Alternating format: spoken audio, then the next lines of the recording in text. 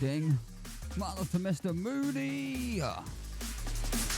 Coming over the 14 months. Yo, thank you, dude. Whole ass year and some. This fucking guy. Appreciate you, homie. Hope you're doing well, bro.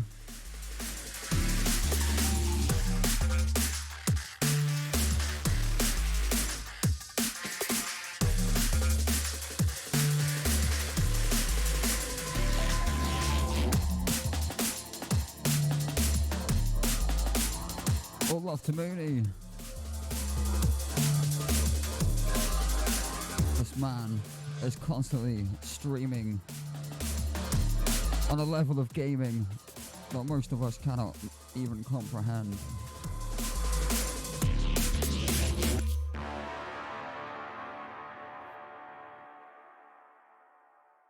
Thanks once again for the 14 months, bro. The sounds of a man like Shodan. This one is called Weather the Storm. And it's out on Detached Audio. Detached Audio.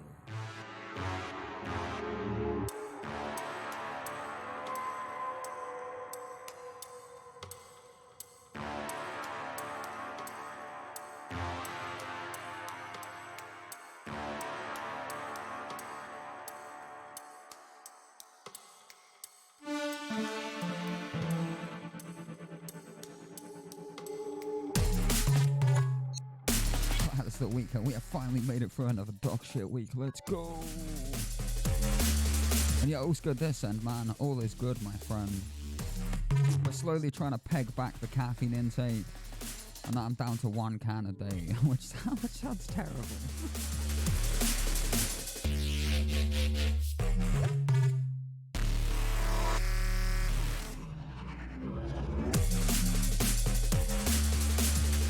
I have a fresh can of cola out of shot for the first time in like a month, so I'm happy about that. Yeah, it's good. Life's good, man. Gotta appreciate the small things.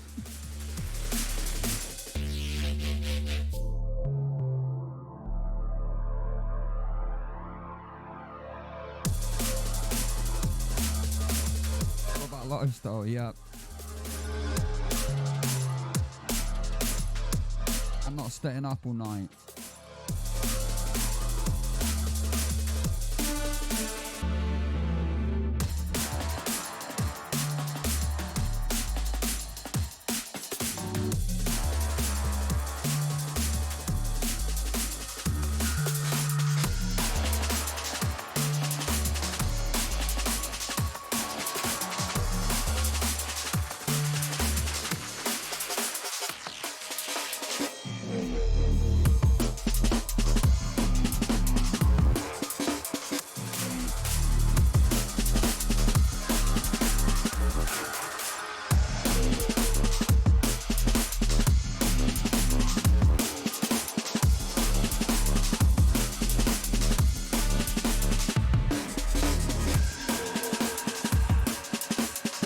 Shopper, my man, you know, always coming through.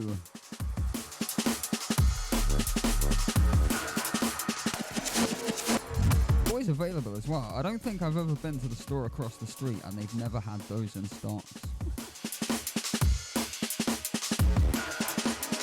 Super reliable, man. I don't know who his supplier is, but he's getting it from a reliable source. Speaking of someone else who always comes through, Sounds of Ballisticus.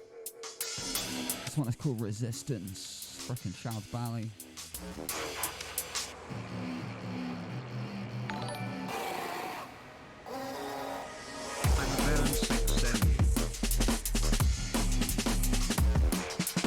Yo, bless up Shiva. Fucking hell, thanks for the 7 months, dude. 7 whole ass months up in a building. Appreciate you, man. Know you.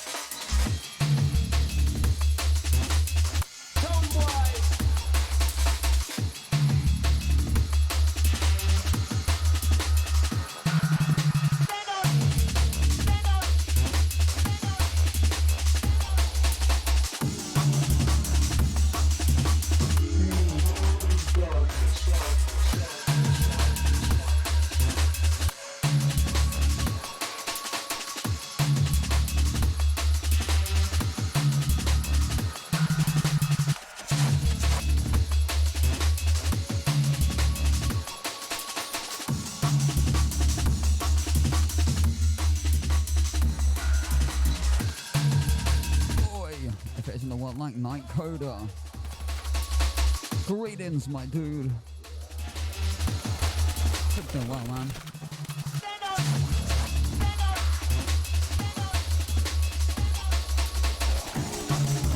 And I hope you've had a good Friday. Always good to see you. This is the sounds of Colossus. It's called Dark World.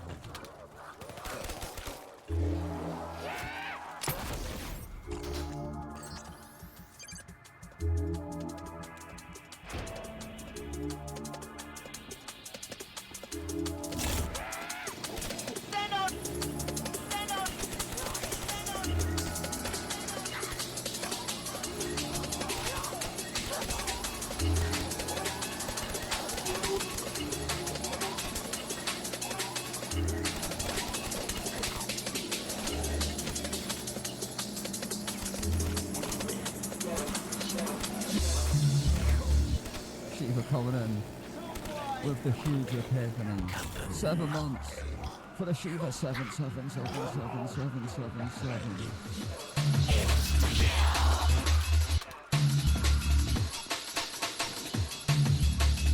It's like fate. It's like it was meant to be.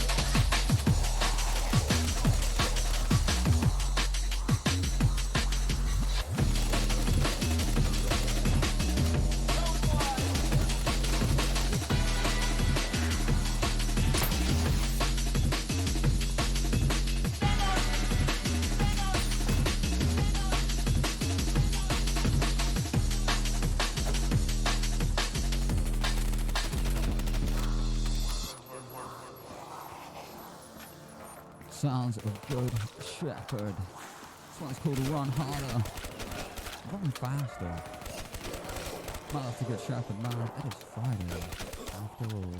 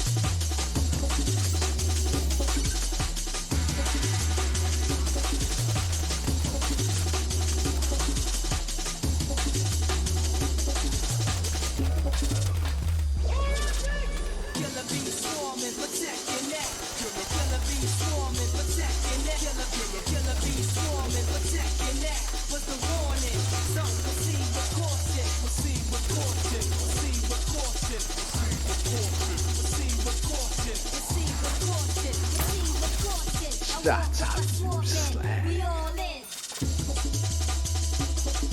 Yes, yes, sounds of the bad man You Galvatron. fucking slag. What's Not up, mate? something I say often enough, but this one is called Proceed with Caution. Bro. Yeah, that game that I sent you, bro. Oh my god. All that healing, bro, and we still lost. It's fucking retarded. I'm not gonna lie to you, right? I see,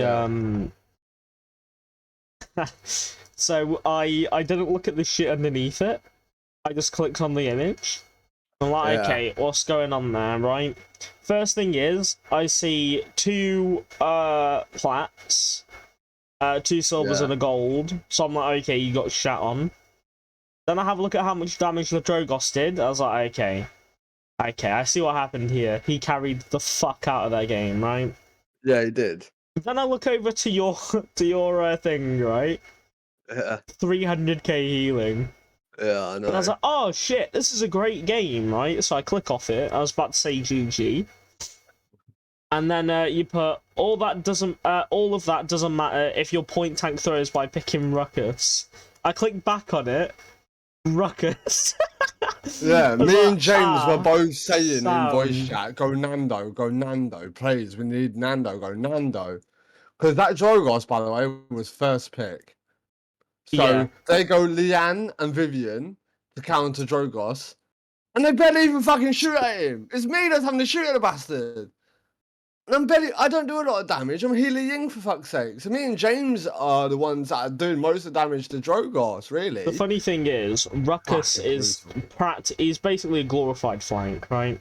Yes, yeah, he literally is. And the fact that James did 75k compared to his 100k is ridiculous. Yeah.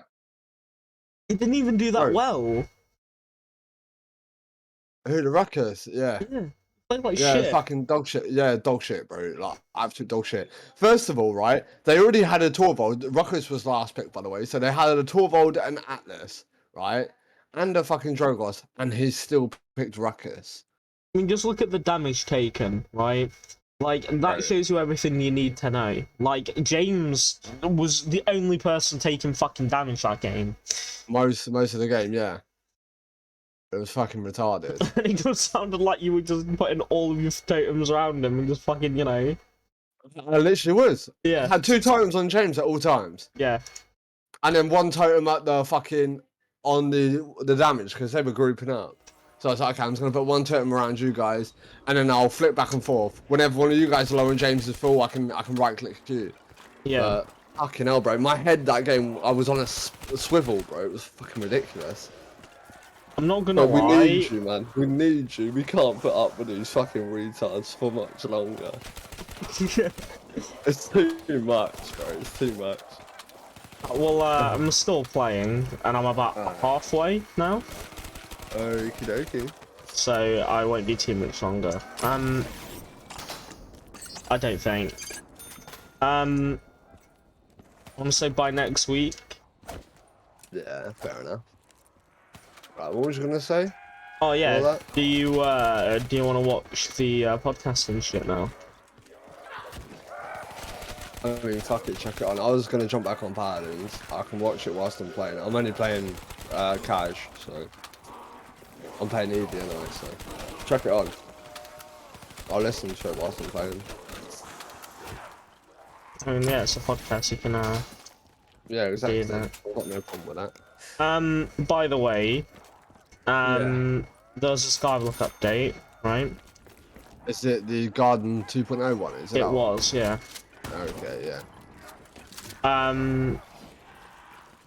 It's actually a good update. I'm not gonna lie to you. It looks really fucking good. Yeah. Okay. However, there was a exploit. Oh no. You can get a slugfish by fishing normally. So yes. I don't need to tell you how overpowered that is when you have a fishing speed of 350. A giant's rod. No. Because Giant's Rod doesn't increase the chance of you getting... It only increases the chance of you getting sea creatures. Yeah. But, you have to wait a minimum of 24 seconds before you can catch a slug. Okay. A slugfish, right? Yeah. With the new method, you have to wait 2. Oh. Which Oh, is okay. really broken. And it was an exploit. Obviously, right? Yeah. Obviously. So they patched it, but during that time, do you know how fucking many people now have a Slugfish Diamond? And I've been in this fucking game. People were basically playing the game, right? Getting Slugfish Diamond within an hour.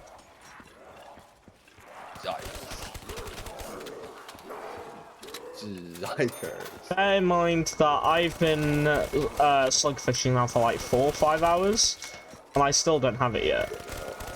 I still don't have gold. God.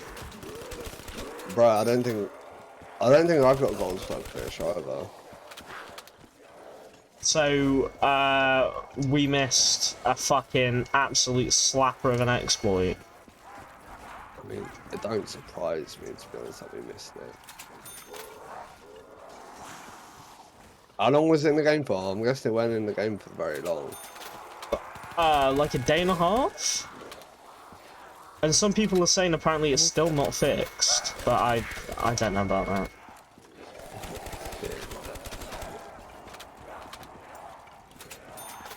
Yeah, it has to be fixed. There's no way they would have kept that in the game. No. Well, apparently someone in the guild found like a workaround. Oh, fucking hell. But again, like I said, I don't know how true that is. Yeah. But I mean, the guild also has found a workaround for the giant rod swapping, so it also could be true. Yeah, that's true. That's still in the game, by the way. So yeah, there's not many people know about it. exactly. That's fucking nuts, bro. Fucking hell. By the way, we need to set up a fishing weekend. That's nice.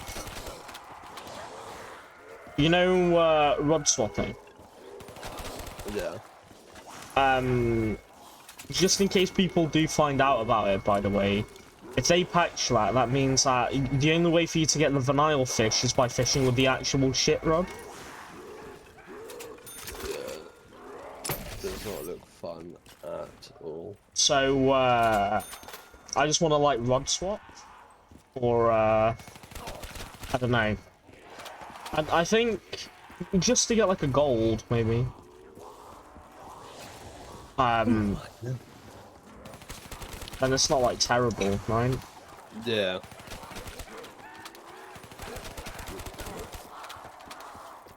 Ah, fair enough.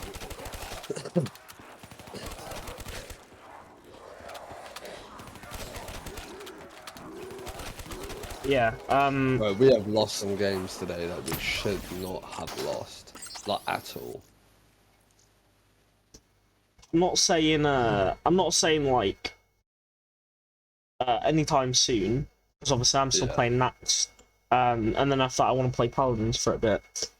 Yeah. But like within this year, we need to grind fishing. Yeah. Oh, we're actually today we were on a plus. Oh wait, no, we weren't.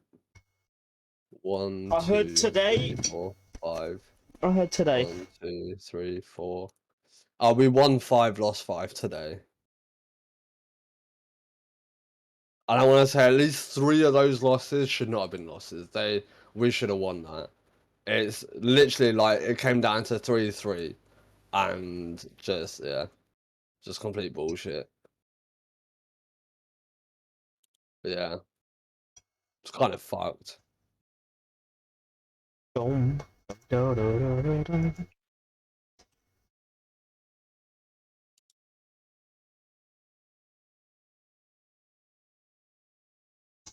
Are you ready for the podcast?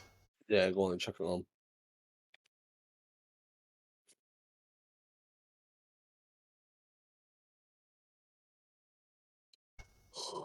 Oh, fucking Jesus.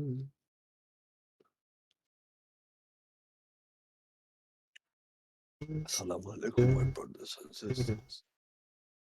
You what, sorry? Nothing, sorry. I'm just. You want to tickle your talking. brothers and sisters? No, I said assalamu alaikum, my brothers and sisters. I'm just talking random shit, bro. Fucking hell. Oh yeah. Oh, yeah. Salam alaikum, yeah. Yeah, bro. No point, man. It's fucking coming out with bollocks.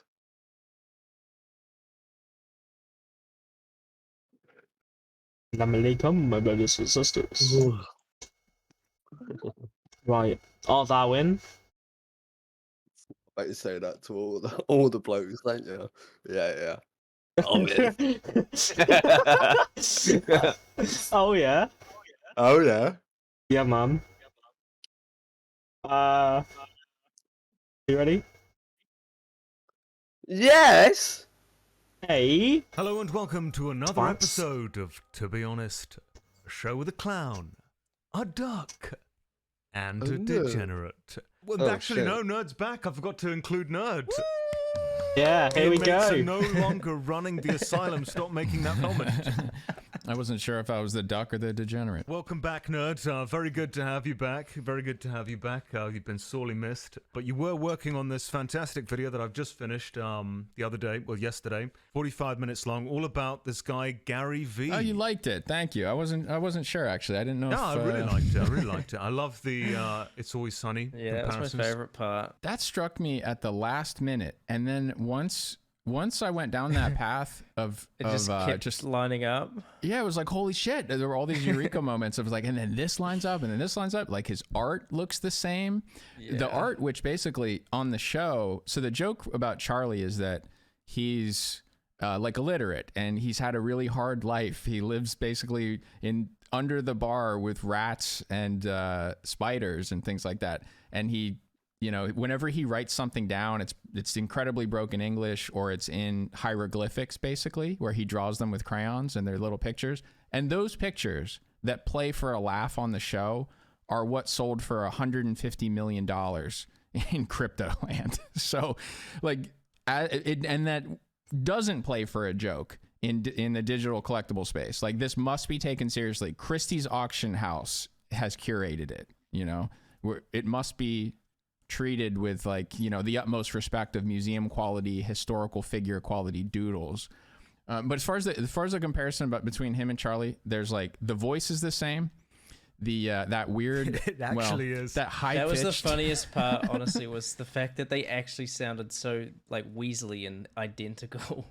Yeah, and then him pitching the technology of cats talking to spiders was so similar to Gary explaining NFTs to the public. It's like it's the same pitch. I mean, I think there's one part in the video where Gary Vee is just drawing literally doodles himself, and then he's selling it for like an enormous amount of money. That was his entire projects were all like doodles, V-friends. It was like How much have those doodles decreased in price since he originally tried to shill them? About like 90%. They were $40,000 at the height, and now a lot of them are like $4,000. It's still way too much. Yeah, Like, for a doodle. way- Yeah.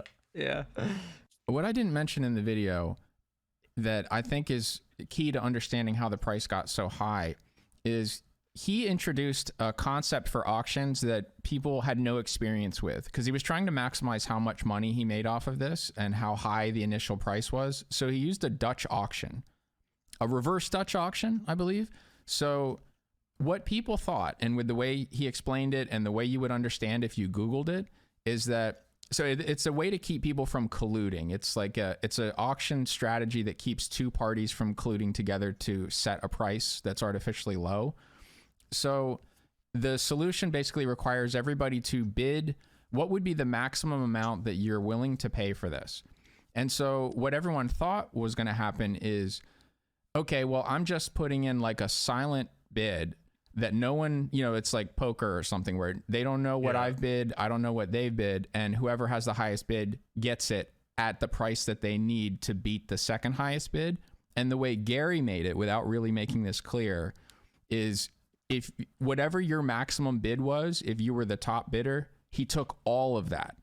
So if you were like, well, I'll just bid 100, that way I make sure I win, because maybe the next guy will bet 75, and I just want to make sure I win. He took 100, even though number 2 guy was only 75. So at an auction, you would go 76, and the guy who's at 75 would be unwilling to go to 76. So you win at 76. You know what I'm saying?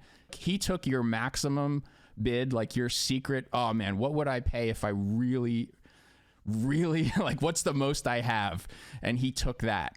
So that's part of why they started off being worth a lot, is a lot of people who had a lot of Ethereum just wanted to make sure they got one, and they ended up paying the maximum secret bid that they would have made. I mean, he's pretty much the quintessential snake oil salesman. Would you say that that's a fair assessment of his character there? What's kind of interesting about him is, like, Ryan and I guess maybe we had a soft spot for something about him where we didn't really go that hard on him in the research leading up to this. We just kind of thought, well, he's made a convention that's real and people showed up to it, and it wasn't awful like TanaCon. Nobody passed out. It seemed to be safe. Everyone seemed to have a pretty good time. So it's like, all right, well, that's real. And everything else was a scam. So it's like, all right, well, the guy who made the convention, I mean, like, he's the good example. And then when I looked into it, a couple things kind of set me off at the last minute in this video where, I wasn't even intending to make a Gary Vee video. Yeah, you were saying that to me. Did you end up almost reworking it? Like, it was originally going to be more about the whole cryptosphere, and then you were like, actually, Gary Vee needs to be shown for his crime. It's honestly something that happened in editing, because I had recorded live. I posed a question, something like, what does a Tulip Mania look like? Because this sounds very abstract. Well, it looks like these books. And so I just meant to show a bunch of those books on screen. But then once I started looking into those pictures of the books and what they were promised and the videos that he made to them, encouraging them, like what they had seen in order to buy the books, what they thought they were going to get. Once I finally unraveled the loss of money that happened there for all of those people, that's when it swallowed the rest of the video, and it became like Gary Vee till the end. He reminds me of those evangelical scammers from like the early 90s, 2000s. And it's like, if you give the church money, Jesus will give you 10 times the money back in the future. And he essentially manipulates people into putting their life savings into these ridiculous schemes that all inevitably fail for everyone who invests in them, except him, of course. It's a fake motivational and aspirational content. It's terrible. It's delusional. You're telling someone, so like one of the examples in the clip that like Tim Dillon is laughing at is he's saying, if anybody ever did it, then you can too. Now that's an absolutely nonsensical thing to tell someone. It sounds good the way he's delivering it, but what that means is like someone dribbling a soccer ball around on the field, and you're saying like, you can hit this shot from back here because, Ronaldo did it, or, you can bend that in, whatever. Or you can hand someone a bat and say like, well, you could hit 50 home runs for the Yankees because it's happened before. Roger Maris did it, Babe Ruth did it. You could do it too. So of course there are a number of reasons why you can't, but it feels good to be told that you could. So he gives very generic motivational advice that, hey, look, I think there's a type of guy that Gary Vee and other people who he's frequently seen with, they're serving the role of a boss or like an internet dad, where you've got people who are working for themselves who normally like needed the safety of being told what they should do for the next day, for the next hour, for the next day, next week, next month. Like they need someone else's plan. They want someone else to tell them everything's going to be okay. You're going to have a steady paycheck. It's going to be fine. And these guys, that's what comes with a normal job, is the regularity, the safety of being part of a system. And when you go start working in the gig economy or trying to start a business, you don't have that support anymore. You don't have a mentor. So they become this figure that maybe your boss would have been, or a teacher would have been. And people pay for his time. Like they give away a lot of free inspiration, Gary Vee didn't do this. I don't think he did MLMs the way that like Tai Lopez does. That guy who does knowledge, the big meme, he's selling here like in my garage. Yeah, his business would be like selling a phone call 1 hour a month with him. And there are people that they're willing to pay $3,000 for that because they need to talk to some figure who will tell them that their idea is good and they should keep going. But yeah, as you pointed out in the video, I mean, in terms of like promotion via his Twitter or his other social media, I mean, it's just really not worth it because he gets so few impressions and engagement on these tweets, right? Less than any of us here, so it's just worth absolutely nothing. The dog shit engagement. If it was the first time he did it, if it was the first time he shilled another scammer, let's call him that, I'd be like, yeah, okay, maybe that's worth something.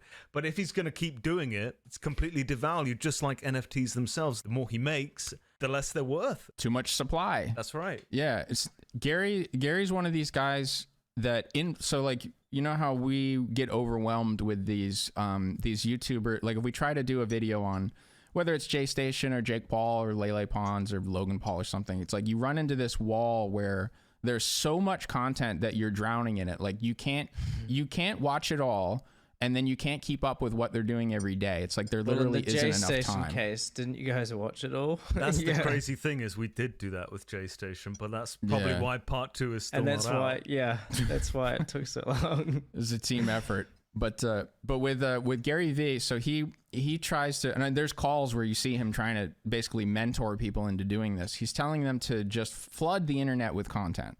And so he doesn't care about having high numbers. You know, like this would be Dolan's nightmare, you know, or Pyro's nightmare. They don't want to have a tweet that doesn't have 20,000 likes. They're like, fuck, I fell off. Gary would be like, who cares?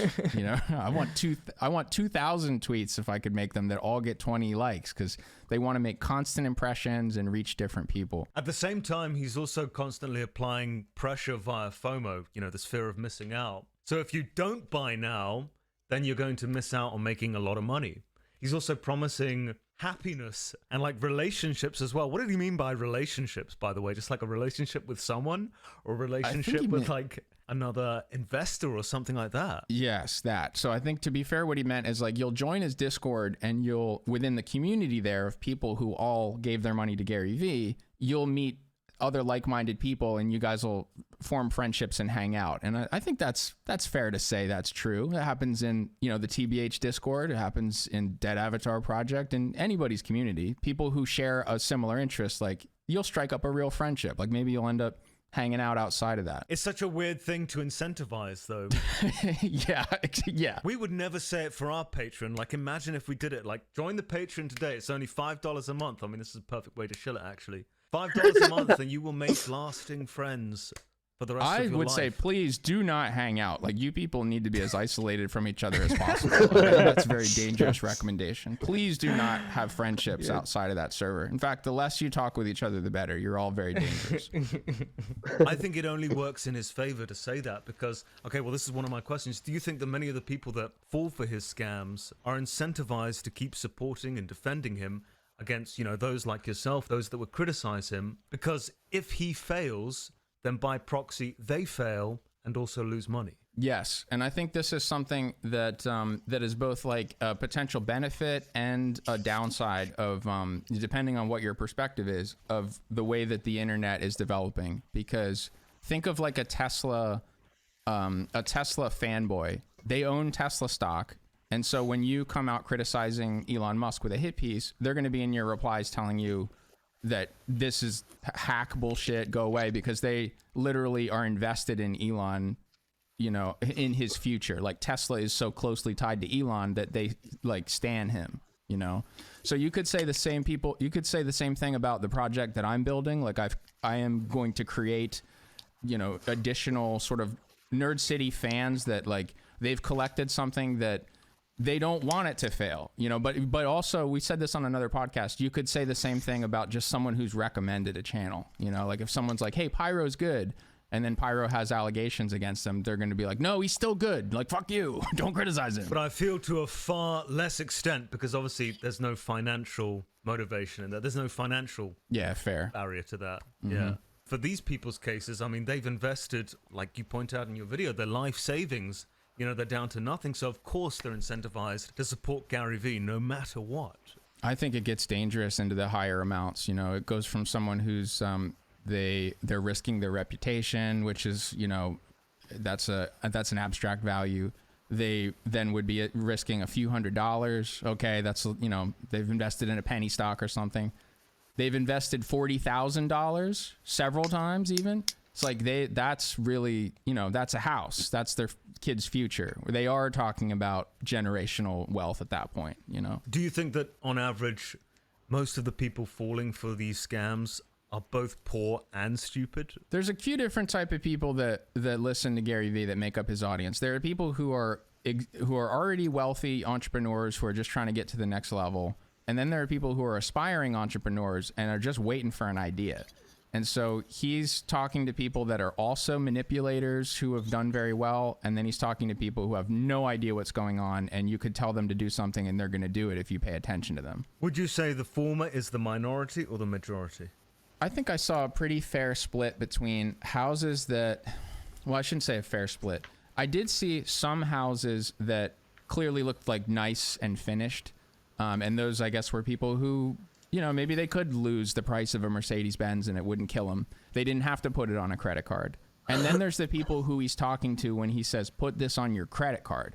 And I noticed that in the caption of his launch, and that disturbed me because that's, at that point, you're having somebody spend money that they don't even have. So that is someone that can't afford it, or they literally probably wouldn't put it on a credit card, right? You know, one thing you might be able to say, well, you can tell by how few of them have sold as it became worth a lot of money that they can afford to keep it. But number one, the price has crashed. And number two, he bullies the floor. So if you have listed something and it's one of the cheaper prices, I'm going to talk about this in a later video. I didn't talk about this yet. He pings at everyone on the this is what set me off, actually. I think this is where I was like, fuck this guy. Okay. So he doesn't just let the market do what it does. If you've set the floor, like let's say it was the cheapest one was 11 ETH, so it was $33,000. And you're like, all right, this is 10x what I paid. I gotta get out of this. I need to, you know, take some profits. I gotta pay bills, whatever. If you set an ask price, so you're not selling into a bid, you're just saying, all right, look, if someone will give me this, I'll take it. And you put one of those up. Gary was pinging everyone and then linking to it and saying, this person is fucking up. So he was humiliating them in front of all of their V friends. Yes, that's so vindictive. I mean, it's just such an insidious trap he's forced them into. And when they're trying to get out of the trap that he set for them, he's mocking them. Yeah. Almost, or encouraging so others fucked. to mock and bully and harass these people trying to get out of the trap. It's not borderline market manipulation as well, because you're manipulating your audience to be like, oh, this is a steal, you need to buy this now. Yeah. I mean, I guess that leads on to my next question. Obviously, most people, myself included, would feel sorry for someone who didn't have a lot of money and then got scammed by someone like Gary Vee or scammed by another scammer. But should we feel sorry for someone that was just simply an idiot? Obviously shouldn't have bought into this scam. Should we feel sorry for someone that stupid? I would say yes, because we run into that same problem when we're talking about like young audiences that watch content where they don't know whether it's real or not. You know, are some of these kids probably dumb? Yes. I feel like age is different. Maturity is different to stupidity.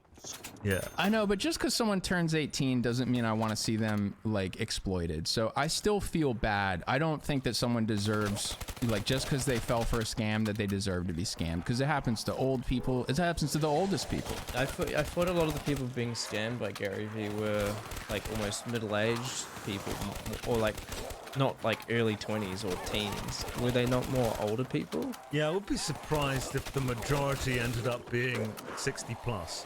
You know, old age pensions. Well, just think about who needs to hear a message that goes, if anybody ever did it, then you can too. You're gonna attract people that, like, maybe they struggle with depression. Maybe they're having trouble.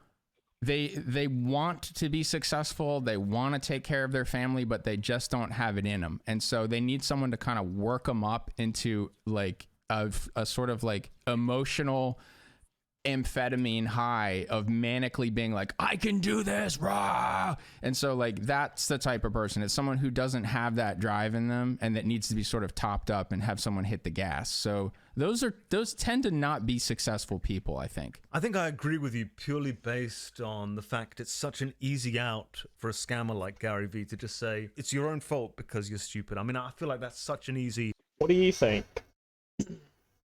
What? What do you think? Do you feel sorry for the people who are getting scammed? Not really.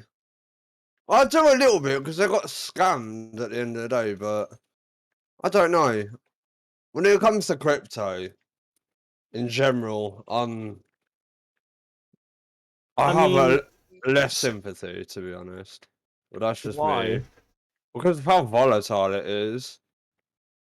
Okay, It's not but regulated. It's volatile as fuck. I mean, I don't know. I don't got resilience. that's when stupidity comes into it, like what they're saying. Yeah. It's like, yes, it's a very volatile asset, but then again, so is oil. Yeah, that's true. So is gold. And then, yeah, you could make the argument that people are trying to trade these to try and earn a quick buck because other people are making it, and they just want that quick, easy out from that shit life. You know, it's like, can you feel bad for them? I mean, look, put it this way, right? Look at Coco. Coco lost so much fucking money Yeah, I know. He lost a because of lot. that. Just because it's crypto doesn't mean that I don't feel sorry for him. He got fucked. Now, you could say that was stupidity because he didn't versify his assets. You could say that because he put all of his eggs in one basket and then that basket collapsed, you could say that was very stupid, yeah. Yeah. But would I call him a fucking idiot, and will I say that he, you know... And would I say that that I don't feel sorry for him? No, because I do. And I feel sorry for everybody else who falls victims to things like this. Yeah, I mean, from that point of view, yeah, I get it. It's literally the sole fact that it's so predatory, which is why I feel sorry for these people. Unlike, if anything, I feel more sorry for crypto. And it's because the people like Gary Vee who take advantage of the fact that there's no regulation. So they can perform these scams, they can perform these Ponzi schemes, these, you know, shilling shit, right, to people, and saying it's gold. And then when people find out it's not gold, the people at the top will sell, and the people are just left holding the bag, and they get fucked as well, right? Yeah. And that's not... It's partly to blame. They're partly to blame for that. But at the end of the day, I think the bigger blame lies on the people who are using this to scam millions. Just look at Logan Paul. He's done 4 fucking scams now. Right? And every time, the fan base, who are, large majority of them are kids, who are doing this behind their parents' back, and then they're getting fucked, and then the parents are getting fucked. Do I feel sorry for them? Absolutely. That's because Logan Paul is a cunt. It's just a space filled with predators. There's people who are constantly preying on other people's gullibility.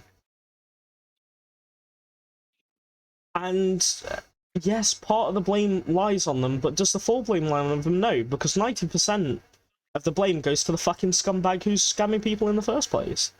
And it fucking boils me to know that there isn't the regulation like there is on oil, like there is on gold, like there is on all this other shit. Because those are, you know, those are more superior compared to, even though that Bitcoin has function, Ethan has function, it does stuff, right? It's an actual asset that even if you buy it, you can use it, right? Yeah. It's like I don't know. I don't know how to make my point any clearer, but yeah, like I feel really bad for them.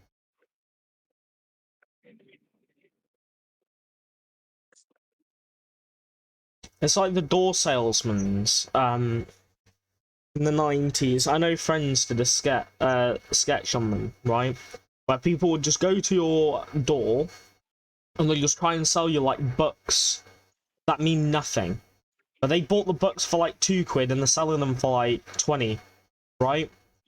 And they're trying to say this is the best thing you'll ever experience in your life. It's got everything in it, all the information you'll ever need. This is the golden ticket. You need to buy this. And it's shit. Right? It's the exact same concept. Who's to blame? The person who actually ends up buying the book, or the person who chills it, even though they know it's shit? They're just doing it to scam others. It's on the other person. But I am very into crypto, so maybe I just have a bias. I'm not too sure. No, I see where you're coming from. Yeah. Anyway. Out for the scammer, isn't it? It's definitely some of their fault, but I would say most of the fault lies with the person who was scamming. Now, on that topic, one of the biggest critics of crypto and of NFTs was Hassan Piker. He's one of these people. He's put out several videos that, you know, his clip channel has titled "All Cryptos Are a Scam." I hate all cryptocurrency. I hate NFTs. Like, he's got a lot in the algorithm on this topic. So in this video, he sounds very empathetic, and he goes, guys, I don't want you to lose your money. I really don't want you to lose your money. And I watched that and I'm like, all right, you know, this is a guy who really thinks his audience is going to lose money, and they probably would have if they bought at the peak. It's like, this is a fair take. Like, and then I watched more content by him, and he's really enjoying when people lose money. And he completely changed his tune. The mask slipped, and he's like, I love this. He's like, this is fucking awesome, bro. I love seeing these people lose money. It's like, wait a minute. So that brings me to what was so frustrating about trying to work on this content and listening to the criticism of it, is you've got people who, they've decided for whatever reason that tokenized art and NFTs is the other team.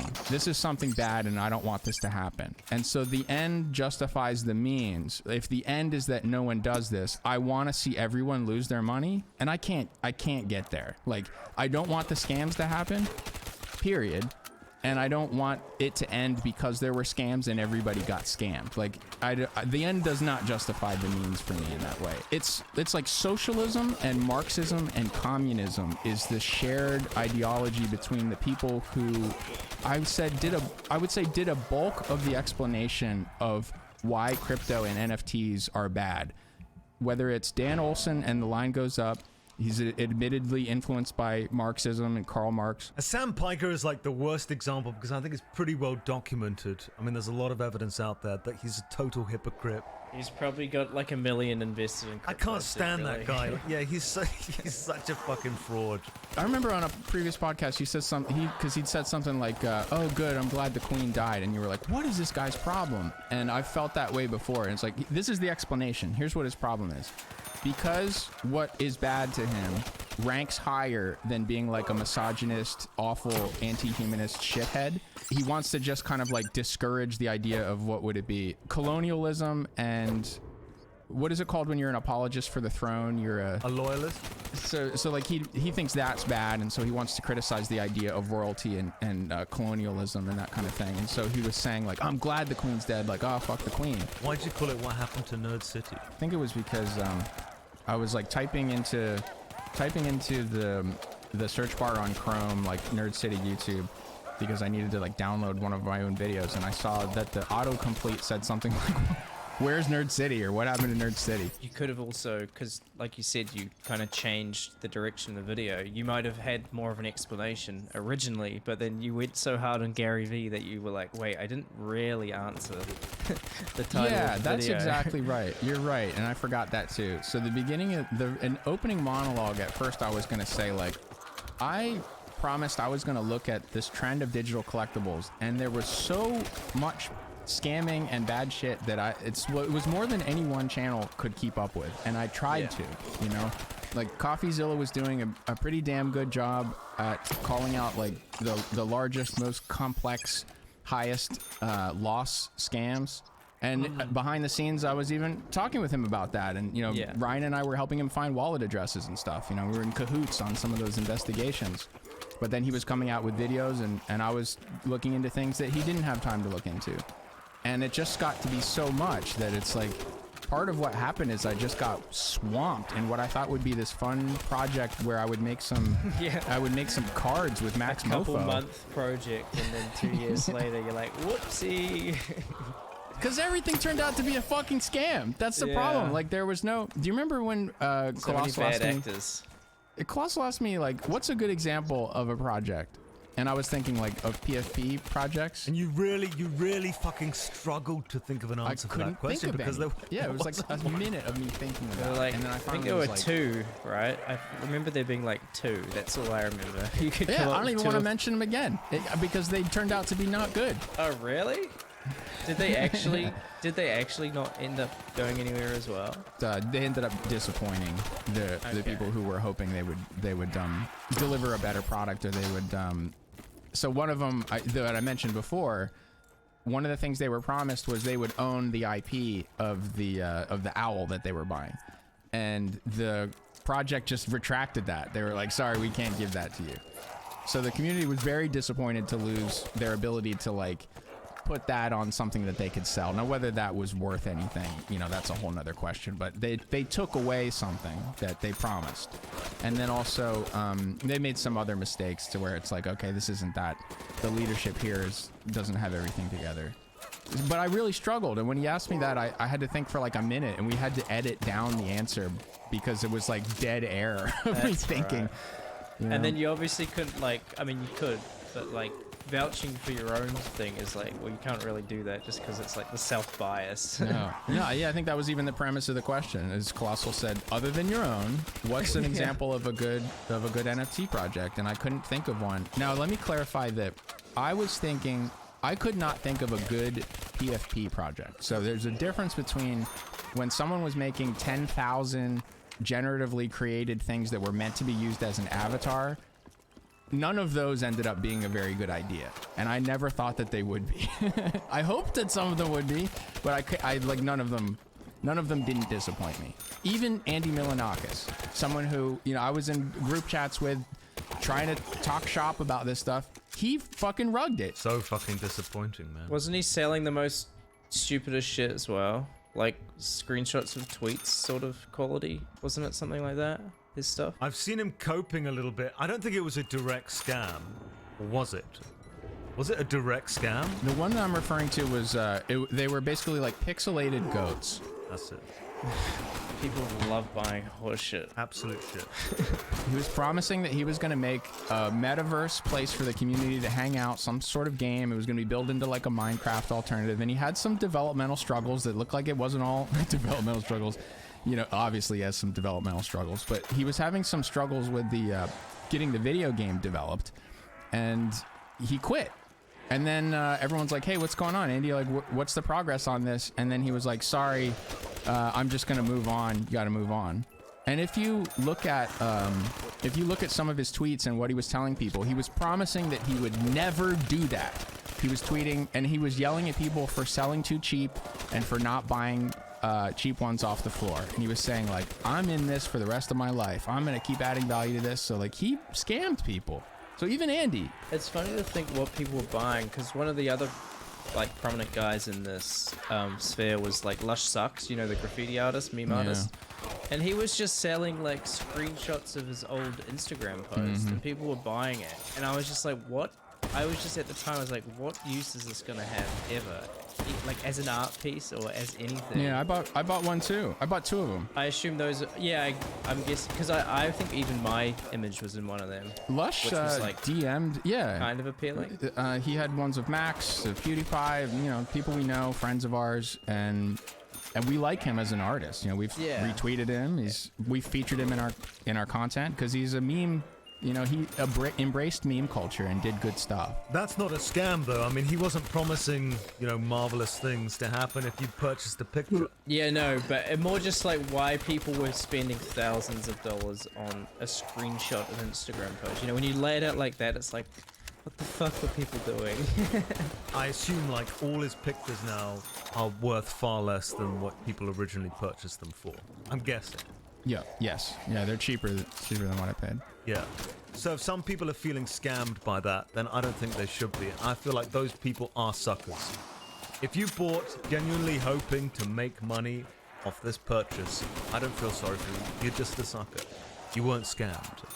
I don't feel scammed by buying it and that I couldn't sell it for more. Like I wanted to own the painting of Dr. Disrespect that he did, and he DM'd me before we minted and was like, hey, I got the mint live or whatever, and I was like, okay, you know. So I bought it because a friend was asking me to support him. I don't regret it, but what is a shame is once he secured the bag, like, he vanished. Like, where the fuck is he? He's not in our group chats anymore. He's not talking. Kind of like he was leeching a little bit. I can't tell. I don't know him well enough to know what's going on. He was doing an I'm Alex. I could only speculate. I don't know. Everyone in the sphere obviously realized how much money was to be made, right? To be fair, I think that he had some drama behind the scenes, because one of the last messages he made to a group chat was something about how, like, one of his exes was gonna ruin his life or get him killed or something. And I don't know what that meant. He attracted a lot of people who would claim he was like far right sort of guy. So he actually had people, if they spotted him doing graffiti, they would come up and start altercations with him. I remember him saying that like once or twice people had come up and tried to start fights. Whether or not it was just like the local meth head or if it was like an actual person that was targeting him, I think it was like 50-50. That's right. He did get in fights related to spraying stuff. Like I think he was attacked a few times. Yeah. He got attacked. He got attacked for like painting over somebody's shit. He got attacked, I think, because he drew like a woman in a hijab. Wasn't that one of the controversies? Okay. Yeah, I mean, to be fair, the first time he ever drew something of me, it was when it was on the Israeli-Palestinian border war. So like, how did he depict you? What was that? It was just my profile picture, and it had one of my tweets, which was like, "Will this wall stand up to my TNT and flint and steel?" Like a Minecraft reference, and it was just like, you know, like you can see why he attracted. Were you next to Pickle Rick on the? Maybe. I just know it was basically just a picture of. I could find it somewhere actually, but I remember catching a lot of shit for that too, just because I posted it. Well, on that topic, I mean, a lot of these scammers, like Gary Vee, have they been attacked publicly? Because obviously they've cost people their life savings in some cases. He's ruined people's lives. Gary is not considered. Here's the crazy thing. His community isn't that mad at him. Is that for the question that I asked earlier, the reason that I asked earlier, is that they're financially invested so they have to support him or they lose? I think there's still a couple things on the horizon that they're looking forward to. One of them is that he made a promise that every single one of these doodles was going to function as a ticket to the convention that he was throwing. Now, the first two conventions were where he basically could rent the cheapest stadium. It was like Minnesota and Ohio or something. And then this last one, he promised 3 tickets were built into each one of these doodles. And this next one coming up is in LA. So I think a lot of people are excited, like, okay, well, at least this is a city where something's going on, where I know there's some famous people. Wait, this is gonna be a better one. Is he still doing these? Oh, yeah. Oh, absolutely. Is he on version 2 or version 3 now of these doodles?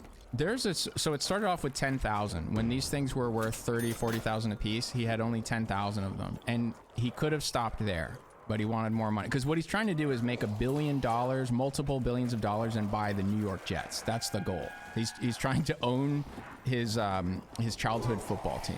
So it's just like whatever he can do to get it. Like he's grinding. So he sold 10,000 of them, and then he sold 125,000 book tokens.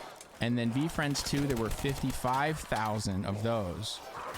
And then he's also done some just airdrops and collaborations with other people. So he increased his supply from 10,000 to something like 160,000, 180,000 different tokens. It was like a scam within a scam within a scam, as I understood it.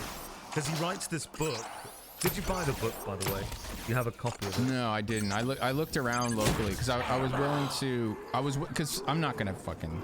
You could have rebought one for $1. People were giving this book away, so I thought maybe you found one in a thrift store, and it wouldn't surprise me. What I think he was doing is 12 Rules for Life sits at the top of the nonfiction charts all the time. Frequently comes back around the holidays as people buy that Jordan Peterson book. So I think he wanted to basically have, like, you know, the Bible too. So he did 12 and a half. You know, there's 12 rules for life. And it's always just the most basic, mind-numbingly obvious gratitude, self-awareness. Like shit you should just know if you have a working brain. All of it insulates him from criticism as well. You know, because if you've told your audience that you should always be like, you should get rid of negativity, you shouldn't criticize anybody, you should always just be positive, looking forward, then when someone comes around who's like says the Emperor has no clothes and these are some of the worst drawings I've ever seen, why are you paying so much for them? You've trained an entire community to be basically immune to that. They've all been trained that if I want to please Gary, then I will not agree with this negativity, and I'm going to treat that with empathy and positivity. I want to please Gary. Sorry you don't like the art, man. Fucking hell. No, that's a shame. No, we really like it. You know, like you've created a cult, basically, that can't question you. He writes a book, and in order That's to so sell more fucking copies of this cult-like. book, anyone who buys this book will potentially get like a code. So then he's asking them to send the books back to him. Yeah, he's like, destroy that, and I'll give you something. He's trying to figure out what he can do to you know, to make those tokens make sense, to add any value to it. And so one of the ways, I didn't mention this in the video, but he created a marketplace where, so part of the content he makes is he goes around to yard sales and he buys sports cards, he buys action figures and stuffed animals. And so he created a marketplace where the graded cards that he collected, or cards that he was willing to buy, I don't know, he created a market where you could trade these tokens to get some of those cards. But those cards were not what people wanted either, and the price wasn't, like, as an arbitrage opportunity, it wasn't that good of a deal. You know, you could like trade the token back and get a card that was worth almost exactly the same, but now you have a card. You could trade, so you, like, let's say you trade a $300 token for, and now it's not worth that much, but let's say you traded a token that at the time was $300 worth of books, and then you trade that token and you get a Charles Barkley rookie card that's graded, and that, if you're lucky, someone will buy for $300 on eBay. So now at least you've got something that's worth kind of close to what the books are, but it's something that you've got to get lucky that someone will buy it. You know, it's like trading card market is, you know, it's kind of a scam in its own way. So there was a point where you could get something, but that's only if you burn it that way. And then if you do that, you don't get the chance to mint a VFriends 2. So then he put something else on the horizon. Okay, now I'm going to go officially VFriends again. And we're going to make more of these. Now there's 55,000 of them, which is more than 5 times, or it's 5 times what I made the first time. But these are going to be such a great idea to get, guys. So, and I'm also going to make absolute monsters. You know, there's going to be some super cool characters. I'm talking astronauts, Black Cat, like the coolest characters I've ever made. And the only way you can get them is if you burn. And then he gives this a super confusing announcement where it's like a certain amount of, a combination of, I'm going to need you to burn a bunch of them. And then you get a chance to mint. And then if you mint, you can get these exclusive characters. So he's going to pay you in a chance to buy more of his currency if you spend his currency on it. It's a fucking sandwich of scams, like layered scams on top of each other. Never ending.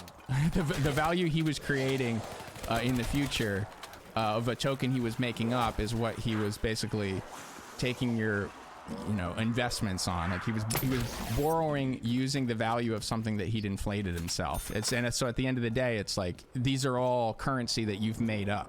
That's a convoluted explanation, but yeah, it is related to the flywheel scam of creating value out of thin air using your own things. So there's this one part and I'm paraphrasing it a bit, but there's this one part where Gary Vee says, what you should do at least once a day for 5 minutes is sit down with your family and make believe one of them was just shot in the face. That is what makes me happy, and if you do that, you will be happy too. What the fuck did he mean by that? Fucking Because that is mad. like the worst advice I have ever heard in my life. It is psychopathic. Jesus Remember when you would say fucking with, Christ, in editing, Gazame. like, What the you have fuck are you hummingbird vision, doing? dropped frames and things like that? Yeah. When I People watch are that investing clip, in this I man. see expressions pass across his face. You'd call them micro reactions. Some people don't believe in that. I believe in it. I see them. What's passing across his face when he says that, particularly when he goes shot in the face, he pulls an incredibly savage, hostile face, like he is picturing violence. And it's very abnormal. This is not something. It's an anomalous emotion for him to be feeling as he thinks about something that is a supposedly inspiring gratitude. Like, what would be the non-psychopathic way to say that? It would be like, the way that I stay grateful for the things that I have is once a day, I meditate on what I have and I am thankful for it. And I just think about what it would be like if I lost it. Now, that's a totally human way to say And he that. goes for the most graphic, visceral way possible to imagine losing it. Imagine, like, you're having a nice family dinner, and all of a sudden, you have to imagine that your mother just got shot in the face. Yeah. And you have to Like sit those- there in perfect silence for, like, the next 5 minutes, you know, staring through the hole in the back of your mother's head. And everyone is just carrying on eating like nothing has happened, but you're sat there Fucking in hell, total man. silence, picturing this. Yeah. It's Sorry, fucked, guys. innit? Yeah, I can come to dinner, but I haven't Brutal. finished up my sales technique yet. What I normally do is I imagine you guys all getting axe murdered. So I need to think about that for a He bit. goes into, I'll come like, do that in the great same room with you detail. guys. Just don't. Just give me 5 minutes, I have to imagine that my mother's head has been blown off. Breaks down like the blood splatter pattern that's everywhere, gives you a real visceral image of it. To me, I think it has to do with a resentment towards his parents. If you'll allow me to psychoanalyze a bit, I think that he has. I think a lot of what he's doing and what drives him, in fact, probably even him trying to buy that sports team, probably goes all the way back to childhood and trying to show one of his parents. You know, maybe one he didn't like very much and one he did. I think he's trying to prove to them before their death that he's a winner. I think he's motivated not from losing them. I don't know, because they're also now it's probably unfair to speculate about that because there are videos of him kissing his dad on the mouth. Like maybe he has a perfectly loving relationship with them. What? Mm-hmm. Didn't the Paul brothers do that as well? Different parent, but yeah. And they're also, maybe there's a correlation here. There's a correlation between NFT scammers and inbreeding. Well, here's one relationship you won't regret starting. Our sponsor today, Raycon. It's the best time of year. Leaves changing colors, cozy vibes, and my personal favorite holiday, Raycon's anniversary. And if you're thinking, "Oh, but don't you mean Halloween?" Well, then let me ask you this. Does Halloween also give 20 to 40% off premium electronics? No? Well, then listen up. Because Raycon's celebrating their anniversary with a sale you won't want to miss. Now, you might have heard me mention Raycon's anniversary sale before. This year, Raycon is turning 6.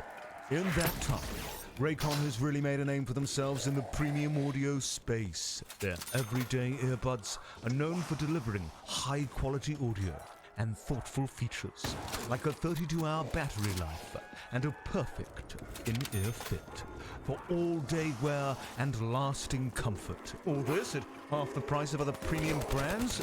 Well, no wonder they've already racked up 78,000 5-star reviews. And this past year, they've expanded their entire business with the introduction of Raycon Home and Raycon PowerTech. So needless to say, there is a lot to celebrate.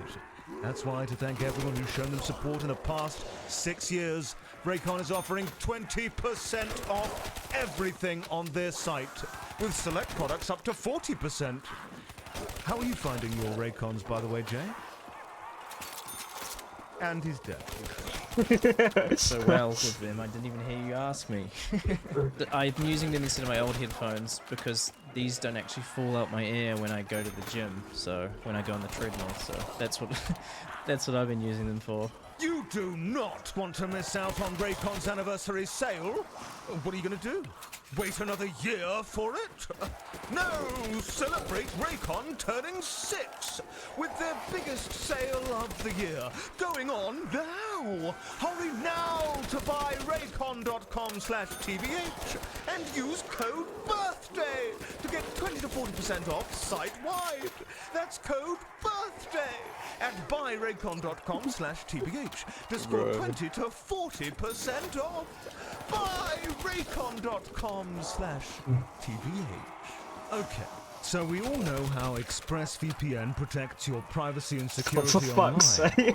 Oh my god, there's Here's another something one. You might not know. You can also Jesus. use ExpressVPN to unlock movies and shows that are only available in other countries. Now, if you're like me and you've run out of stuff to watch on Netflix, this will change your world. This whole week, I've been using ExpressVPN to binge The Office on UK Netflix. It's so simple to do. I just fire up the ExpressVPN app, change my location to United Kingdom, refresh Netflix, and, well, that's it. You see, ExpressVPN lets you control where you want sites to think you're located. You can choose from almost 100 different countries. So just think about all the Netflix libraries you can go through. Love Korean drama?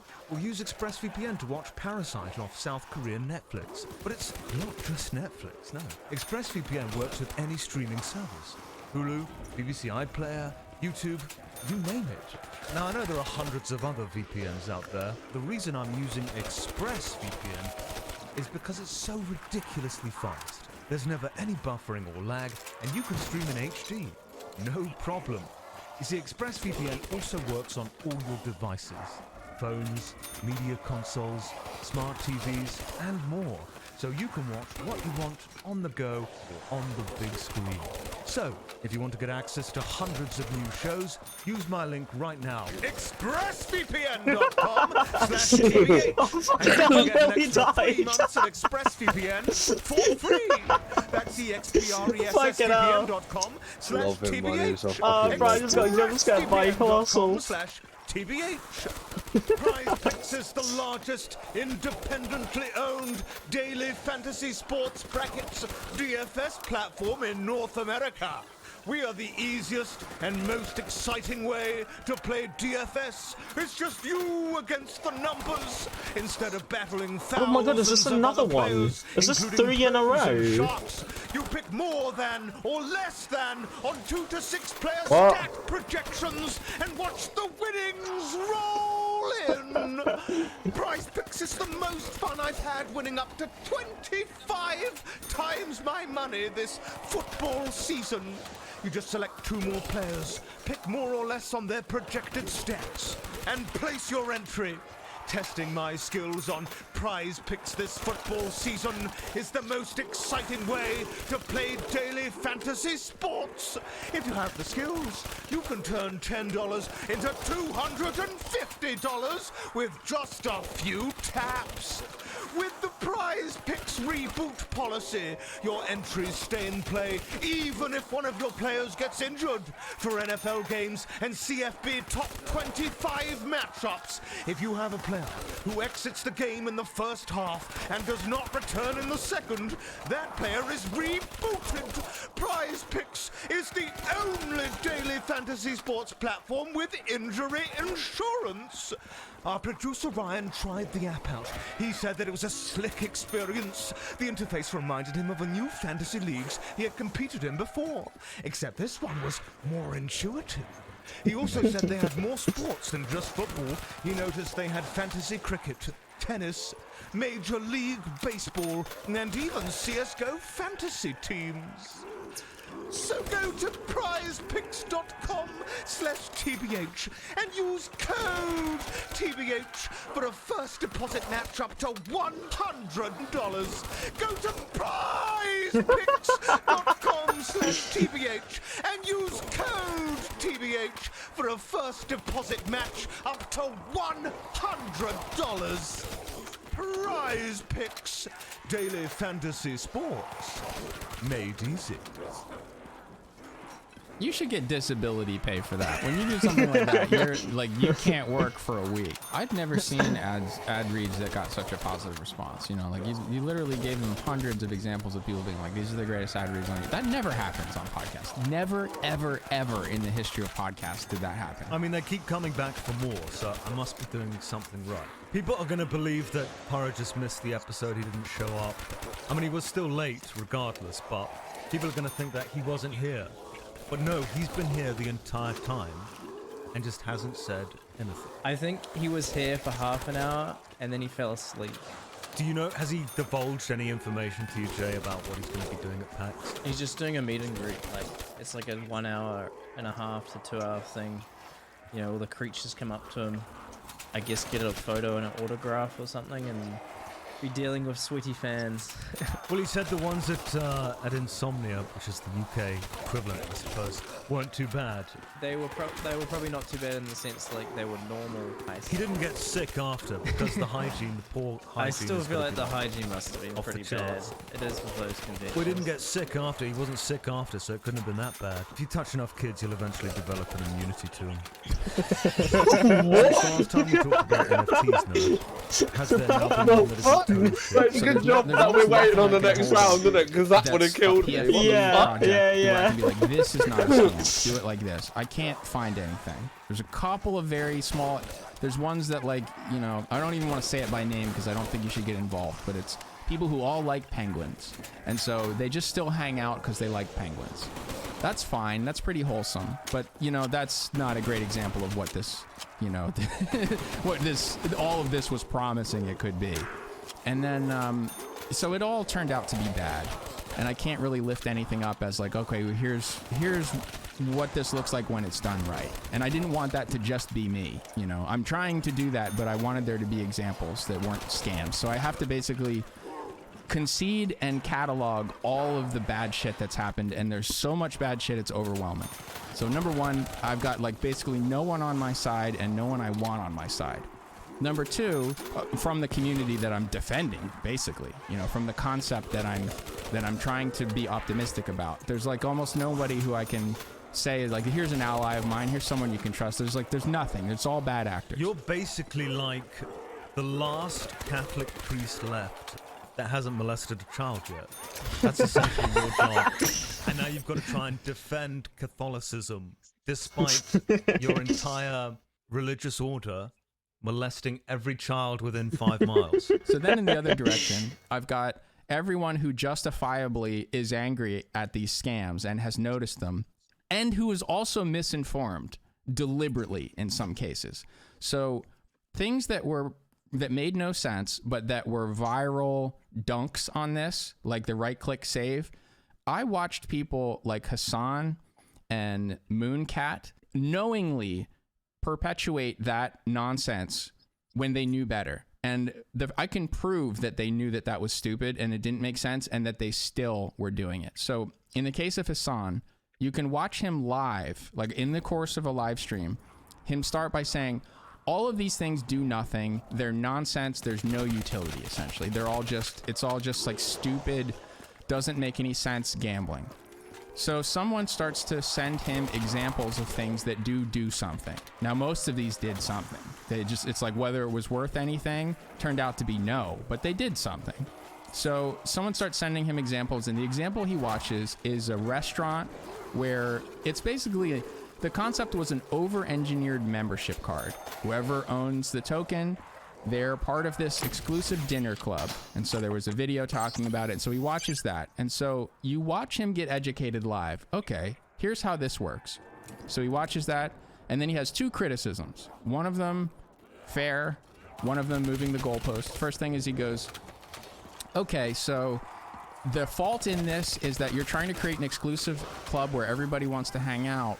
But if you can just buy your way in, then you're going to end up hanging out with people who suck, and there's no screening process. So like using the example of the Soho house, if you allow anyone to buy their way in, then all of the artists who like the Wall Street traders want to hang out with would be priced out, and then it ends up being no artists and only rich Wall Street traders. And it right now is like a cool place where artists would be. He's like, that would happen with this concept. And that's a fair criticism. I think that's true. The second thing is he goes, I hate this. This is late stage capitalism. I hate the concept of that someone would be able to sell their membership to somebody else for a profit. This whole thing sucks. And so then what he's complaining about is the concept of trading and markets. So that's where Hassan then goes back to the idea of profit, of someone like monopolizing ownership of anything individually. He doesn't like any of that. And so like his I hate America starts to show a bit there. But he's moved the goalpost from, okay, these things do nothing, to I don't like what they do, and what they do is dumb. Okay, you know, fair enough, but at least at that point you've acknowledged that they do something. And then right afterwards, it's like he never heard that. He goes right back to, so here's how you right click and save these guys. You just screenshot it and you do that and everyone gets mad. And he just perpetuated that again. And that was fucking bullshit. Because you like try to take the screenshot of the membership card to the restaurant and try to get in. You can't. It doesn't work that way. You have to prove that you own it, you know? So he knew that didn't make sense, but like I was saying before, with the ends justifies the means. Even though he knew he was perpetuating a nonsensical, gibberish meme, he still did it because it was doing damage. He's like, let me just keep doing this because this, you know, this is landing. This has got legs. This juices. Let me keep saying this. The other person who did that was Mooncat. It was like an expert on Gary Vee. She made this huge video about him that had some pretty good documentation of the motivational content he's made and where he came from. And in the course of making a video about the digital collectible community, like her copy of Dan Olson's video, she makes a promotional short that is like a remake of, it's a mix of you wouldn't download a car and the ladies and gentlemen we got a meme. So it shows her screenshotting a V-friend and then getting arrested instantly. Now she knows that didn't make any sense. She knows that Gary was selling tickets to a convention because she's essentially like a foremost expert on Gary Vee. She would know that those things get you into the fucking convention. And she would also know that no one would care if you screenshotted it because it wouldn't get you in, you know? But she still made the meme about, look how mad we can make him if we screenshot this, guys. So that's a bad actor. That's someone who's willing to lie to do damage. To do damage to what? To benefit herself in some financial way, or? A little bit of that, you know, like whatever someone's motivation is for continuing to make content, you know, like I don't begrudge that she would want to make money off of this as a socialist, a Marxist, whatever. It's fine, you know, participate in capitalism, please do. But what I do begrudge is that what she was trying to do is damage to cryptocurrency because she sees all of that as some, you know, she does not like, well, let's take it away from her. Like the Marxist socialist sort of team, they don't like crypto because they see it's all the things they don't like: trading, profit, individual ownership, people accumulating too much of something. They wouldn't like someone having every single like valuable sneaker either, you know? It's not just that they don't like someone having too many monkey JPEGs that are all worth money. It is a little bit like guilty by association, right? So anyone who's associated with cryptocurrency or NFTs is guilty by that association. 99% of people are scammers, so I do not like this particular project, which may or may not be a scam, because of all these other scammers. And I think it's almost fair enough. If 99.9% Oh my god, I popped off! are scams, can you really expect them to think like that 0.1% is going to be such a great thing? I think that's a hopeless black-pilled way of looking at things. And if that was the way I looked at things, then when I make videos criticizing YouTube, I would be telling people not to use YouTube. You know, I would be saying like, wow, look at how shitty the creators are that are promoted. Look at how much wish I was they ignore our recording. concerns. We shouldn't use this platform. And it's never been my message. It's like, these are problems that can be addressed. Like, we demand these to get better. And that's the way that I approach this. And what I'm doing with NFTs is the same thing I did with merch, where I look at least I try to find what is the good and what is the bad, and let's use the good and not replicate the bad. And then we sold merch at the end of it. We tried to make the best merch we could. Everybody was happy with it. I'm doing the same thing with this, but what I'm running into is people who think that tokenizing art is synonymous with scam, that there's no way to do it that's not a scam. And so I challenge them in the comments, and I'm like, what do you mean it's a scam? Where's the scam? Where's the scam? Where's the scam? Here's a picture. Buy it. That's it. And then you get access to the Discord, and then you can join my class. I'm selling a class. You can't tell me that I'm not allowed to sell my time. They have to show where the scam is. They can't. It's like I said, guilty by association. One mild, very mild critique, nerd, with the video, if you could even call it that. Maybe it's because it changed over time, but I found it like slightly jarring that it was, you spent 35 minutes assaulting Gary Vee, and rightfully so, but then the transition into showing your own stuff, there wasn't as much of a bridge as I thought there would be. Do you think that was just because the video changed over time, so it was harder to like bridge that gap, if that even makes sense? Some of that might be a failure of me not well, also I was trying to work it into the time that I would normally do a Skillshare ad, so that's about like a minute and a half to 60 seconds. So it was almost more like you're more just doing it as a sponsor. You didn't really think of needing a bridge because you were kind of like, you just thought of it because you specifically said we are sponsoring ourselves, right? So I guess you might have just been like, because I think I only saw a couple comments about it, but it was more just like, I know you did point out that it's definitely a good thing for artists, but maybe there wasn't enough of that, and that's why people were kind of confused. I think that's fair to feel jarred by that, and I blame the people who misled you into thinking that it can't possibly be used for anything good. If you've been told that this is irredeemable, it's all a scam, by people who think what's irredeemable is the market and capitalism. You have to understand that part of what they're criticizing when they say it's all bad is they don't like the idea of somebody owning something that they sell for a whole lot of money later. They don't want that to ever happen. They don't like that.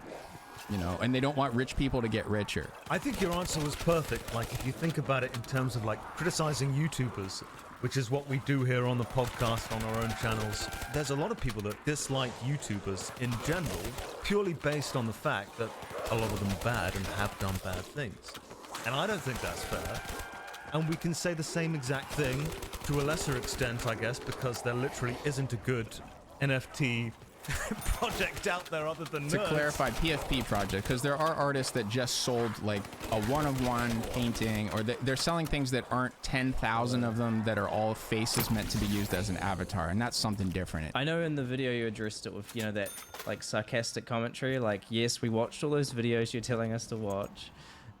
Did you have like a plan to almost do a video kind of explaining or showing some of the benefits, or are you just kind of letting people figure that out on their own? Oh yeah, I have to, but I'm probably going to tier list the criticisms, because there are people who I think did a good job, and there are people who I think were being intentionally dishonest, and then other people who just were making shit to ride the algorithm, and they didn't know what they were talking about, but they perpetuated something that was harming artists. So I do want to talk about that.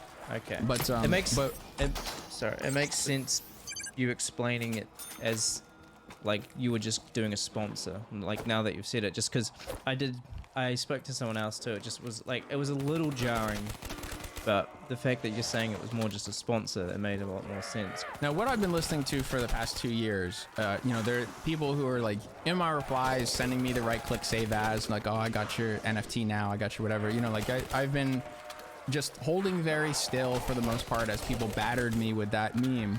And so like there is a little bit of irritation that's built up, and so I would like to, there's a part of me that would like to thunderously dunk on how stupid that was and everybody who perpetuated that.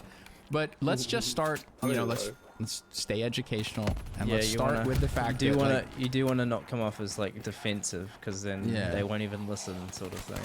Yeah, who learns from someone who's angry? There's a time and a place for that. And so in that ad, what I wanted to do was like, let's just as casually and as obviously as possible show people that here's the value that I'm providing, which is you're going to get some time, tutoring, personal attention on something that's cutting edge, useful right now if you're into creating visuals. So like this is the best value, expiring value of the moment that I could teach you. It's like, Yeah. here's the value. Second, how do you get in? Instead of just telling you a domain like Patreon, here's the exact same setup as Patreon, where they gatekeep you. Instead of a credit card, it's going to be using this new technology. Even someone like myself, like who wasn't really interested in the subject matter, was still enthralled by the video itself. So I think you did a really good job there. And of course, the editing was good. I have a criticism completely unrelated to Jay's. So towards the end of the video, I mean, this is after you've gone through everything that Gary Vee has done. You say you don't see him as malevolent, which I was like, Yeah. what the fuck? I completely I saw disagree a with few this because... comments about that too. Oh, really? I felt you'd literally just proven exactly that. I got to give credit to Nikki on that. Like, so Nikki was telling me, cut that line. She's like, what are you talking about? You don't see him as malevolent. She's like, cut that line. And I was like, well, you know, it's an evil scientist. Like, he sees Yeah, I was sees gonna say people like... you were in Dr. Downvote at the time, right? So it's the kind of the reasoning is that it's his character thinking that rather than yourself. A couple things, like first he develops his own takes that are always a little bit unpredictable, you know. So him thinking that someone got tricked into buying a doodle is like a misdemeanor, you know, for an evil scientist.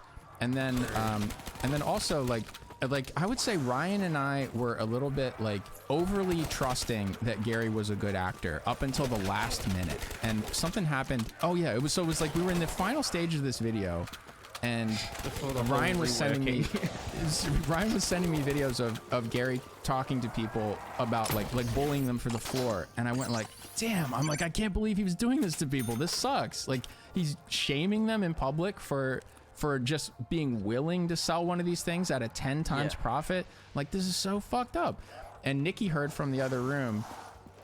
She goes like, I'm embarrassed for the two of you. She's like, I can't believe the two of you thought he was a good guy. She's like, he's clearly, and then she said like some really derogatory things. So sometimes it's just like, you know, I guess maybe I'd been gaslit a bit, you know, and Nikki just sees the straight through a fucking wine salesman, New Jersey, you know, Russian hustler, and was just like, this guy's up to no good. Like, that's a thug. She called him a thug. Like, what? The original plan for the video, are you still able to like salvage some of that for like a future video, or was the whole thing kind of like torn down and rebuilt? Well, to focus on Gary Vee.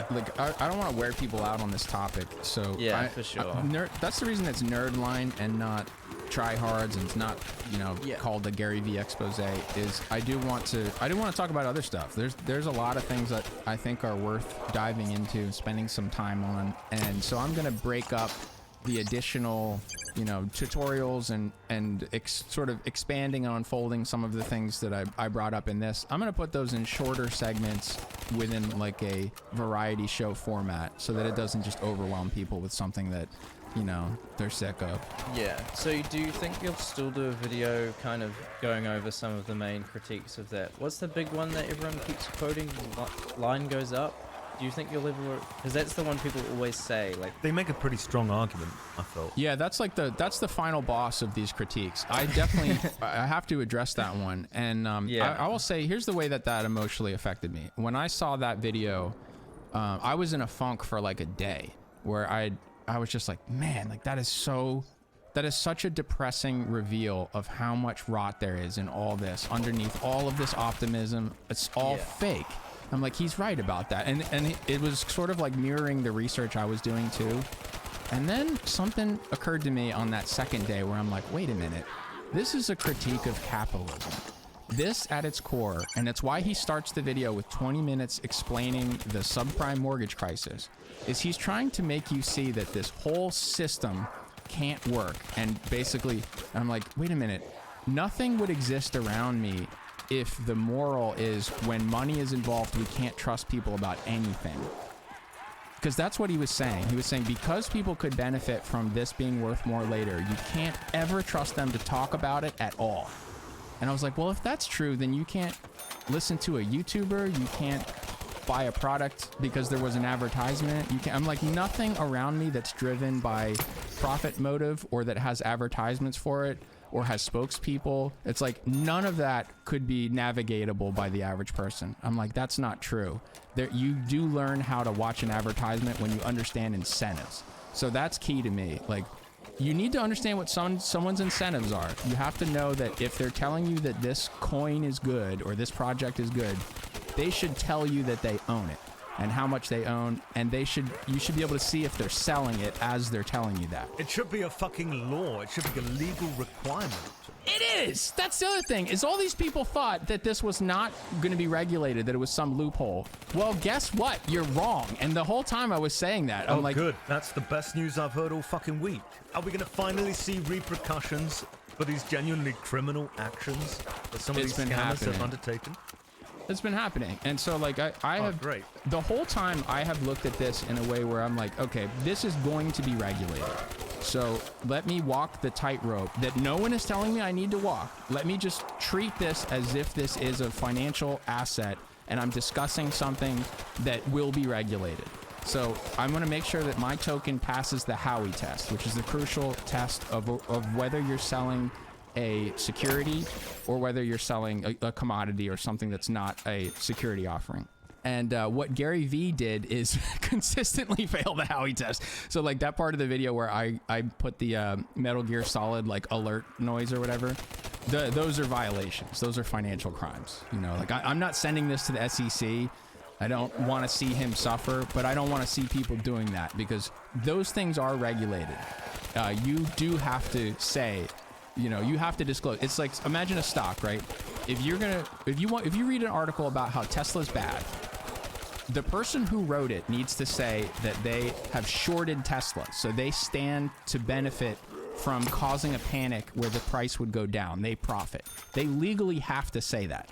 So that type of disclosure needs to be built into all of this other stuff too, where you're perfectly clear that if suddenly you're pumping some random coin, that you've got a big bag of it and you're dumping it on the same people that you're talking to. You know, like that, you've got to be clear about incentives. And then once you are, I do trust people to understand, to put on a pair of glasses and go, you know, with a filter in it that goes, okay, here's what he wants to happen out of this. So I'm going to use my judgment and decide whether I believe him or whether I think his profit motive is making him lie to me, you know? So like, it's clear that when I'm talking about Dead Avatar Project, I stand to benefit from it being successful. You understand that the same way you understand me selling merch, right? It's like I stand to profit from the thing that I made. But if I'm selling something else, I gotta tell you if I own that and if I'm trying to fucking sell 100 of them right after the video, you know? It's obviously a very broad and obtuse question, but what kind of penalties and punishments can we see for these people that have, as you said, broken the law? Well, one just happened. Ashton Kutcher and Mila Kunis from That 70s Show, I think they're a couple. They're a husband and wife. They just got fined by the SEC for stoner cats because they had mentioned the secondary market. So they had been hyping the fact that you will be able to sell these for more than you bought it for, which is a no-no. Now, we didn't have any clarity on that. You know, like this was an open question for a lot of people. I never thought it was that much of an open question. I did not lean into that. So they had promised that basically their abilities as Hollywood producers and their skill set with making products was going to pump the value of their token, and so you would be able to sell it for more later. And that turned out to be something that the SEC says fails the Howey test. That you're selling something based off the abilities of the promoter, where the value of this thing, the shared enterprise of this security, is closely tied to the ability for the promoter to bring in more people. That means it's a security. And so if it's a security, you have to register with the SEC. There's no process for that yet. There's no form. It's all in the works. But this is how regulation starts. It starts with a fine, and it sets a precedent, and then it starts to become the law. Do you think we're going to see anything beyond a fine? Are there going to be cases where there's actually going to be a prison sentence? For PFP collections, it probably will be fines. For FTX and things where, you know, there was massive intentional fraud. So there's a difference between an unlicensed security using like new technology where it's like, oh, hey, guess what? You didn't reinvent the stock market. You just, you know, didn't register your securities with us and now you have to. What we're going to start to see is an onboarding process for this to become more regulated. It's not going to go away. It's going to just get a whole lot more paperwork. the government is going to get their cut. You know, the regulators are going to stay relevant and active, and in their eyes, protecting people from being exploited.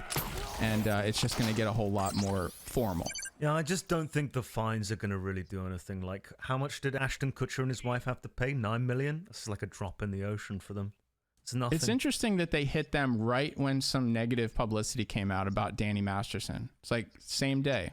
So I think you said at one point that AI scams are going to be the new scam, the new thing that celebrities like Ashton Kutcher and shysters like Gary Vee are going to start doing in order to replace these NFT scams.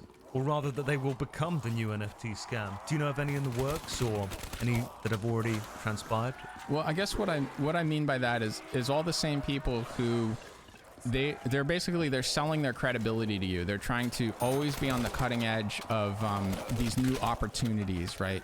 And in the past, it was Gary Vee telling everybody, like, look how much money you can make doing this. You should copy what I'm doing, or you should buy my thing. You know, like it was educational content disguised as self-promotion. And the fucking AI stuff is a lot like that, where you're seeing people making these. Think about what you're seeing on Twitter all the time with these threads where it's like, here's 10 ways to make your job easier. Use Bard to, you know, and it's like, you got to expand the thread, and they'll call themselves like the AI expert or whatever, you know. And this is someone who just came out of nowhere, and all of a sudden he's selling you just like information about AI. It's getting people. It's trying to shoehorn people into stuff that's basically a whitelisted, or it's basically like a white labeled version of a free product. So these plugins became available for, I think it was OpenAI started offering ChatGPT plugins. So they were allowing you to basically build apps on top of it and then sell that in your own right. But what you're selling is just sort of like it's like what Storyfire was, where there was a skin over top of Vimeo. Underneath it is Vimeo, but they made it look like it was a platform. That's what a lot of these AI services are doing. Think of the shittiest app that'll help you like replace a face. You know, like they'll allow you to put your face on Elon Musk, or Elon Musk on your face, that kind of thing. Those are skinning an open source program that whoever made that app didn't make. That AI shit is like that right now, where these productivity tools and things related to ChatGPT and DALL-E and Midjourney, they're skins over top of those. In some cases, open source forks of those. Anyway, that was sort of a long explanation for that. The same people are shilling kind of like, they're disguising what are basically free tools that are available to you. They're disguising sort of like degraded forks and variations of it that they put their own name on, and that they're taking investment for. You know, they would like you to invest in this company. Or they're taking some company that had nothing to do with AI, and they're taking one of these ChatGPT products or tools, and they're just building into that, and they're now calling themselves an AI company. And they really have no programming knowledge. They're not making their own tools. They're just selling you shit that you could use anyway, and you haven't thought to use it in that way. I feel like we could have replaced Pyro for this podcast with an AI. Nobody would have noticed. How many words has he said? Like 1. Is he there right now? What a fucking pedo. Just like nothing said. Is Pyro even there? No, he's playing some video game, I guarantee you. Pyro. Well, let's put the challenge out to our Patreon Discord. So the same crew that has been learning to get better with prompting these AI generative art tools that, you know, you help us with the visuals by adding funny things that you prompt. If you want to expand into training a model on Pyro's voice from the bulk of his content, I think live streams would be a good way to get voice samples from him, because there's going to be less background music and interruption and things. So if you can isolate his voice, you should train a model on his voice and then supply us with that. We would love that, because there are episodes like this where he's not interjecting enough, and we'll just write it for him and have the computer say it. I was gonna say, like, they'll get ChatGPT to write some like random story, you know, like write a story about 2 white cats, and then they'll get the whole thing narrated by AI too, and it's just this complete nonsensical fucking video, and obviously like some 5-year-olds watching it. Like, here's Terry and Sam, the 2 white cats. Their owner died, and it's complete garbage made up by AI. I was listening to a video about, well, I woke up in the middle of the night and something had auto-played because I fell asleep listening to something about, I don't know, educational content about coming war with China or something like that. And then I wake up and they're talking about, we don't even know who built the canals in the United States of America, that people are speculating that it could have been made by engineers, but it doesn't seem like there were any engineers at the time. So they were talking about things that were not that long ago, where you can probably get the names, you know who built it. It's probably written into the side of it. It's like engraved with the year and something, It's like, it's not a mystery. Plenty of records of it. And they're talking about it as if it's like the pyramids or alien stuff. And it's like, this was not written by a person. This was just like ChatGPT generating, somebody probably gave it a prompt like, write me a video talking about the most mysterious monuments in the United States of America. And so it just made up some hallucination about how we don't even know who built the roads. And that was not presented as like nonsense. Like, this was just straight up like a million view history video that was telling us we don't even know who built anything. This was on YouTube, I take it. Yeah, on some channel just called like Amazing History or Astonishing Facts, something like that. There's your giveaway right there. There's the red flag right there. But yeah, you literally cannot trust anything you see on YouTube anymore, especially since they've removed the dislike button. I mean, we're in hell. Just fucking themselves over. It's the worst thing for them to do. It's awful. What a terrible combination of influences. It's a hellscape. And then imagine the AI eating its own dog food, like it will cannibalize its own hallucinations and then take them as high authority. So it won't even know it's lying. Unless you've got special privileges like some of these mainstream media sites. And a lot of them have their own misinformation. So we're just so fucked. We're so fucked. Yeah, then the journalists try to do research and they go like, oh, okay, so they cite or just plagiarize from Amazing History. They're like, okay, they probably fact checked this, but it was made up by an AI. And then their article that quoted that gets fed back into ChatGPT because, someone writing 10 articles a day for Vox or something is seen as high enough authority that ChatGPT might be trained on that as fact. And so forever Google Bard starts repeating something that it thinks is a fact. This would be the place of the diffusion where the fact should be, because it was trained like it's something that it starts to see over and over and over again. It's going to be harder and harder to tell where this lie came from. What do you think about, because obviously since Elon Musk took over, I think it started a little bit before he took over actually, they started this community notes thing. What's your opinion on that? It's like a positive experience? Oh, that's fantastic. I think it's great, yeah, right? I guess to return back to the topic of like whether Elon knows what he's doing with the things, some of the decisions he was making on Twitter. Well, so on the one hand, the thing I was complaining about way back then in that episode, which is that Twitter's algorithm was built to reward agitating content. Not only did that get worse, oh god, the like he monetization incentivized it with so the monetization. So it got so much worse, and now that's not like, oh, that's a nerd observation that no one's explained it that way before or whatever. Like, now that's a mainstream explanation for what someone's up to with a bullshit bait thread.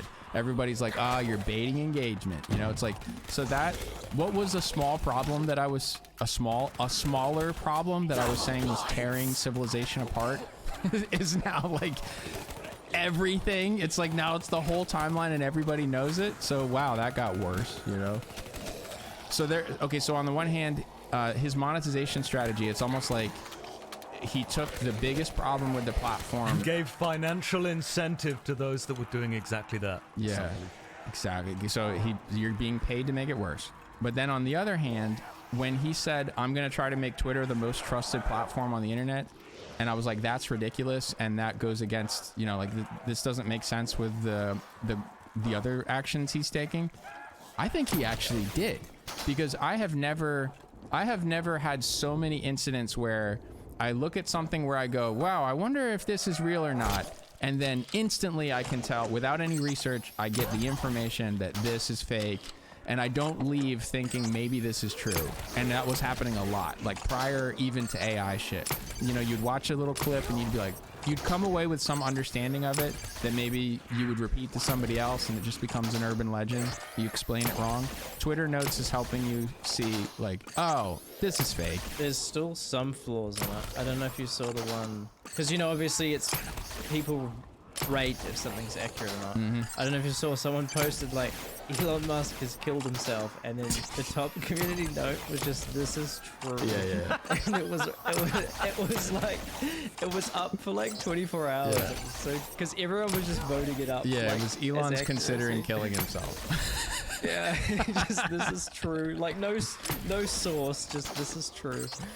Playing a video game, I'm happy with playing a video game. He does this. This is a little bit of, to be honest, lore. Pyro, when he does these, he's not even, his attention isn't fully focused on this podcast. He's playing a video game couldn't tell. at the same time. So that's why he's often asking us to repeat things, or he's repeating things that we've already said, because he's not really paying attention. You remember the first episode? He just. I mean, I'm he playing a burst video out game and I'm laughing paying 'cause attention. He looked Like at like what? Kirby or something on the E3 footage or something. Although And this like- is and I was mind like, turn numbing. off your television or something. I wouldn't even mind if he was just scrolling Twitter or like scrolling something like mindless, but if you're actively playing a video game and have to focus, that's like a whole nother level of awareness, or you know, you can't pay attention to both at once. It's just I think he's just like his skin turned white and he's sweating on his brow and he's just imagining like the worst pictures that we've never even seen. Like Colossal, you described the one where he was so fat that he had his own atmosphere and he was just farting That's and it real, was by the way. becoming the gas, right? I think there's things like that that we can't even fathom, that he's thinking like, wow, some stranger right now is like thumbing through these. Yeah, so for context, Pyro left his phone behind in an Uber, and given the kind of images that he probably left on there, I think there's already a warrant out for his arrest. oh, that's the best part. Is like he lost it, and you know, I guess if I lost my phone, I'd be worried about my like Google Authenticator or like my auto-filling passwords, and his big worry was that he had so much porn on his phone. That is 100%. We're not even Like, joking. how Right? am I That is gonna get- 100% true. How am I right gonna there. get it back? Yeah, no. Like, how am I gonna get, like, imagine the amount of money. Like, technically, you know, people worry about losing the money. He's NFTs. technically lost, like, what, 50 grand of commissions?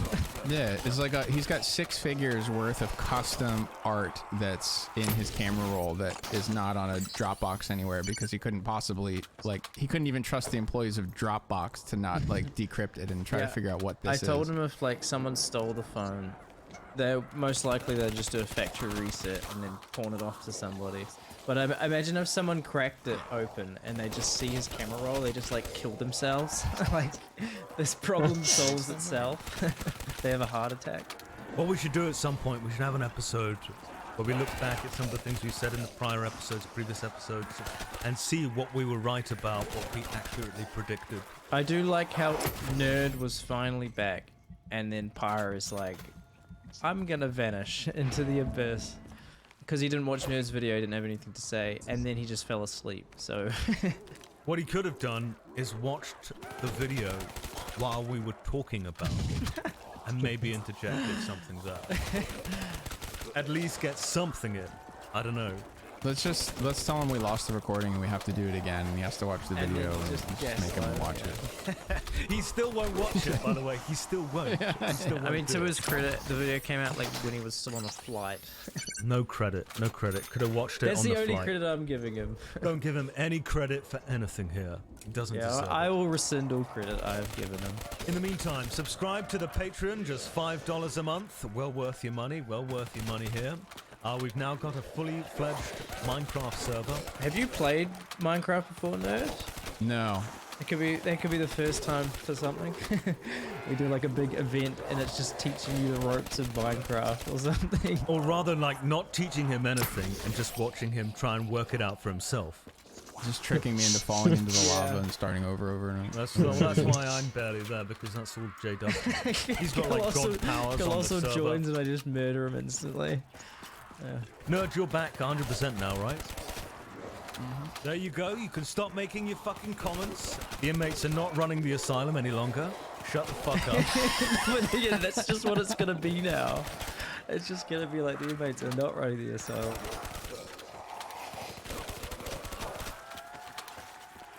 How's the games, Corey? Yeah, not bad.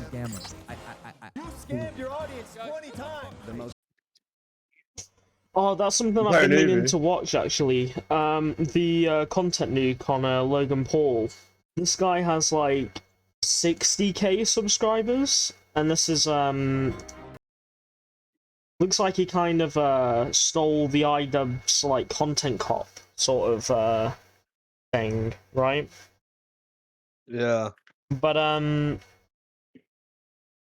these like videos, these content nukes that he's made, right? They get like Yeah. no fucking views, 10k, 3.5k, whatever, right? This one is one that's just been recommended to everyone, including me, and it's 1 hour 42 minutes long. Right? Okay, no. He's only got 67k subs, right? Yeah. But I think he pins together the whole story of Logan, from what I've heard. Like, the whole... From the suicide forest all the way up until now, even before the suicide forest, where it was just being a cunt and obnoxious and catering to the fucking adrenaline junkie fucking 5-year-olds as his fan base, but, you know. Okay, no. Yeah. Apparently, it goes through everything. An hour and 41 minutes. It looks like a good video.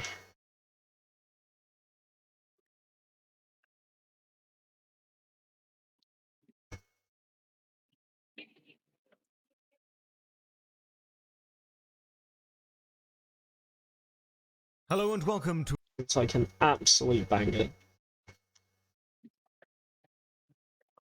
Fuck Fucking me, healers, bro. bro. Speaking of an hour and 40 minutes, right? The next, the next fucking TBH podcast is an hour and 44 minutes. Fucking hell. Fuck me. I mean, I'm not complaining at all. Do you reckon you'd be able to watch that now? 'Cause it's getting quite late. I mean, Marbles wants to VC whilst we're playing Paladins. So it's up to you. Oh, we'll save it for another date then.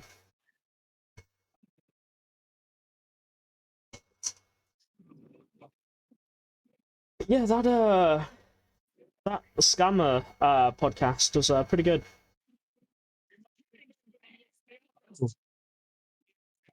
Hello.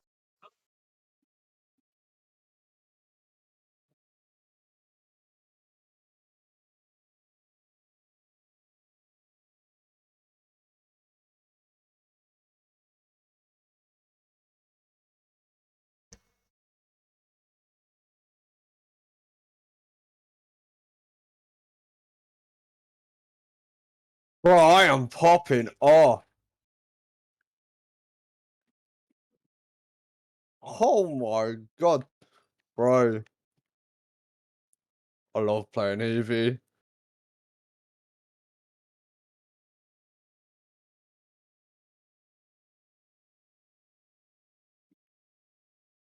Then I got my ult back.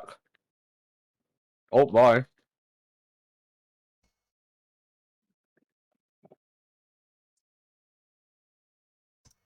Fucking hell. Oh, I'm so tempted to fucking buy the Patreon for TBH, but I genuinely don't think I have the money. No! Bro, they got so much fucking healing, bro. Oh my god. I'm gonna share this. I'm gonna share my screen, bro. I'm gonna see if I can share my screen without lagging. Come on, bro. Let me share my fucking screen. Like, you have to see this, bro.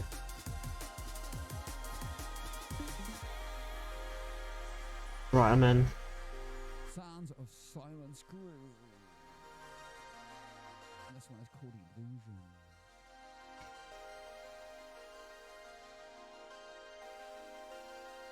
Illusions. This drops on Offworld Recordings next Friday, November 24th. I'd never even thought of it before, but Eevee's ult is a perfect counter to fucking Terminus. Yeah, yeah. This is due out on Offworld. It's like AoE, isn't it? Recordings. Tune. No. Oh, fucking Leanne, man. Fuck. Man of the Korax. Man of the Korax is Noodles. I think you're playing a little bit too aggressive there, to be honest with Oh, you. bro. Bro, I've been playing aggressive all game. I basically need bro. Honestly, the man is an absolute phenomenon. No! Like, No! I'm dead. Fucking ulted me, bro. get into the scribe. No way. They're gonna push it in, bro. Don't let him get it. I mean, she went in Come the ult on. animation while you're in the fucking coffin. Like, they talk about the market. Yeah, yeah. I'm fucking dead, bro. And the Severs. This man's right up there with him, man.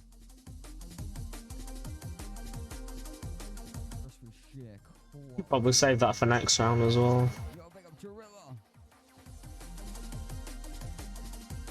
Oh, almost. Nearly had him. Like tribes. And the sausages that LM1 had to bribe him with. Bro, I'm having so much fun playing Eevee, you know. I'm getting better at her. It's not easy to play. She's fucking hard. Playing Snow Globe, like, oh, bro, it's so fun.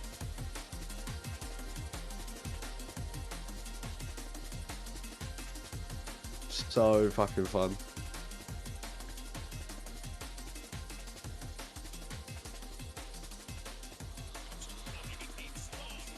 Oh, lag.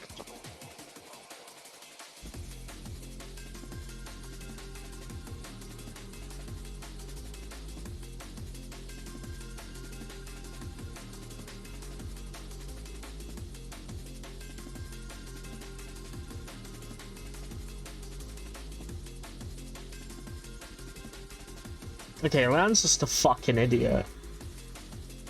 She's being shot at and she doesn't look back. That's so fucking stupid. Yeah, she was trying to run away. Okay, but why? That's also fucking stupid. Oh, I missed. Get the snow globe to that. Probably. Sounds a good shepherd. And this one is called Lost Boys. Lost Boys. Oh, nice! That was really fucking nice. Oh, I'm dead. Yeah, I'm dead. Yeah, I had to get fucking kill till. My fucking, I don't have my cooldowns back, man. I don't think you're using your snow globe as much as what you should be. No, I haven't. I didn't use it there because there was no one alive to capitalize on it, and they were all on point. So we were losing that point whether or not. I could have swore the Vora was there.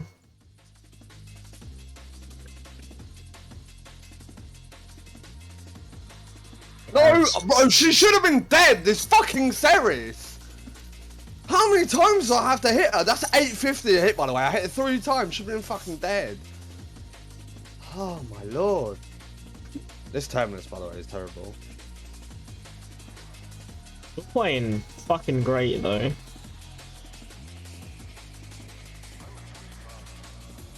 Wait, where the fuck did the Leanne? Oh wait, was that the Cyrus, not the Leanne?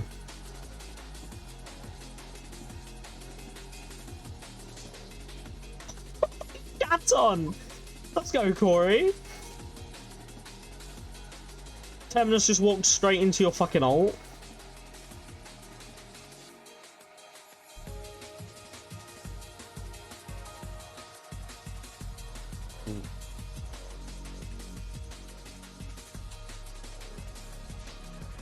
See, that's what I mean. Now that you're playing defensively, I think you're doing a lot better than when you're playing aggressive, personally.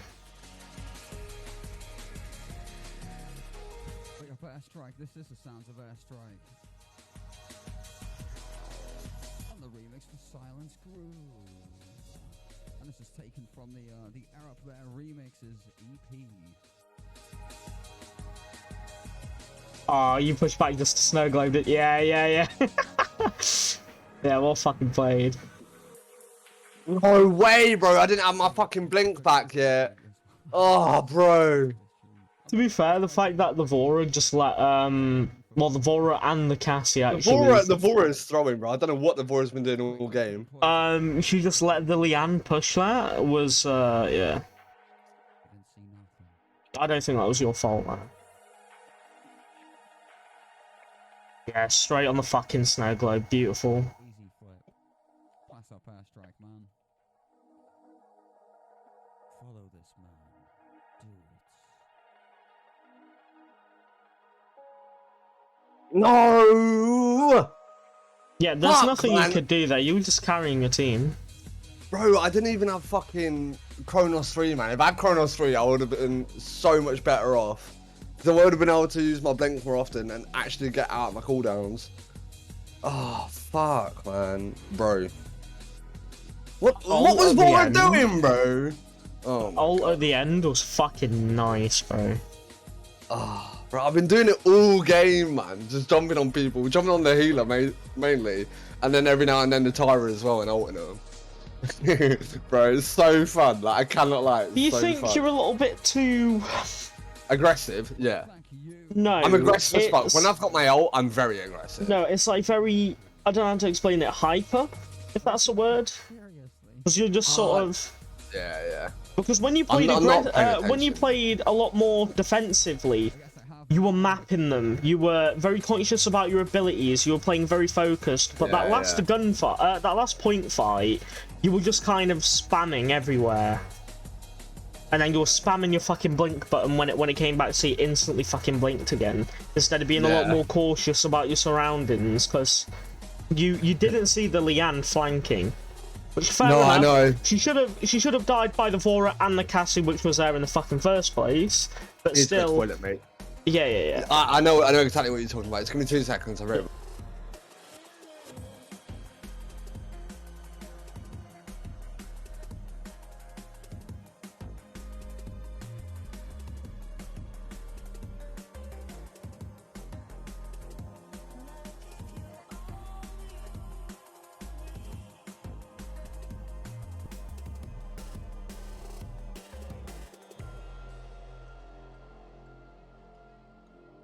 Sweet sounds of Naibu, and this one is called Traces.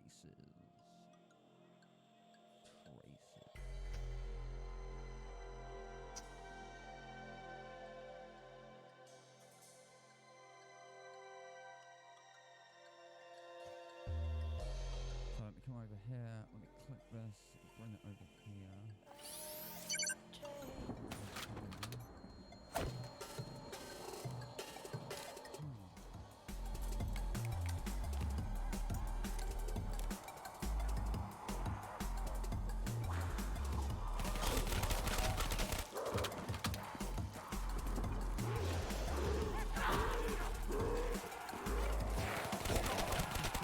I'm back. Come back. Baby. Cheers. But yeah, I think maybe just like slow down a little and like be a little bit more cautious. Yeah. I usually am, but that game, bro, I was just panicking towards the end because we were losing. The point fight is like it's nothing. Was it because you were live streaming? No, I don't think I was lagging that much. I was gonna say maybe you were a little bit frantic because you know live streaming or something. Yeah, I don't know. No, I'm only streaming in Discord. I'm not live on Twitch or anything like that.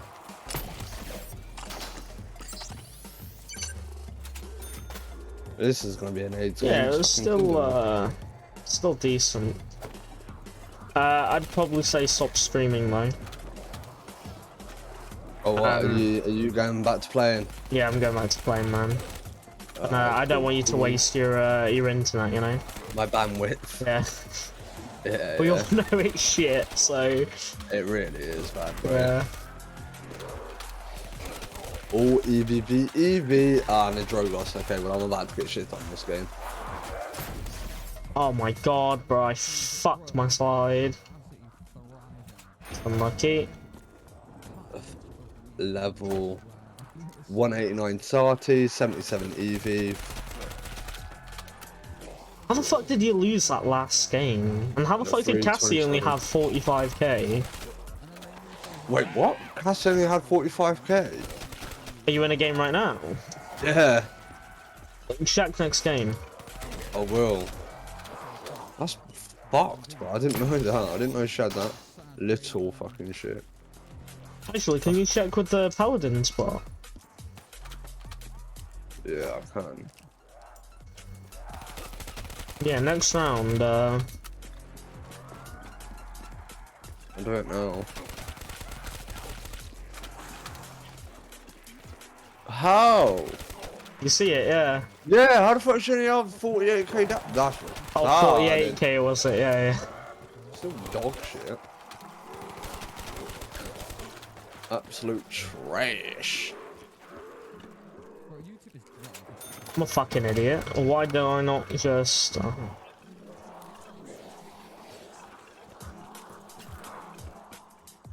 I am retarded.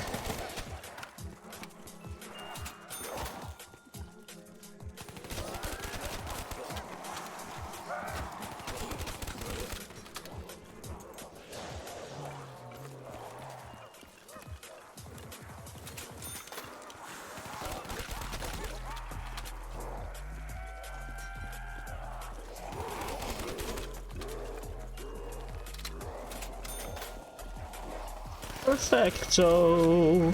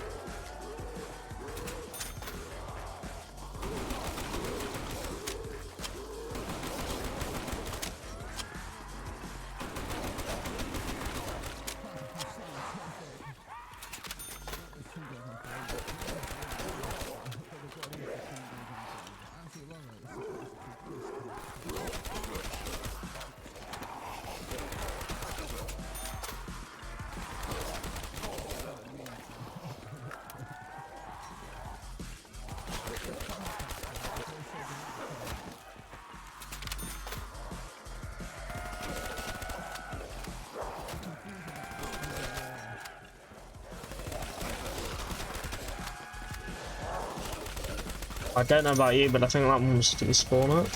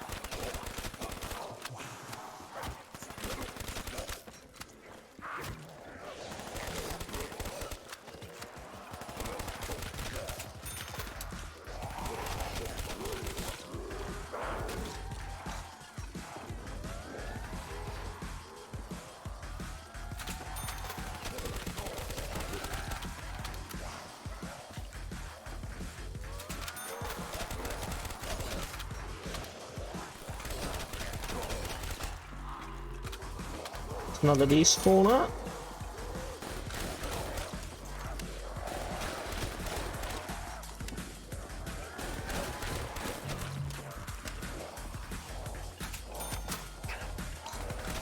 That's another one.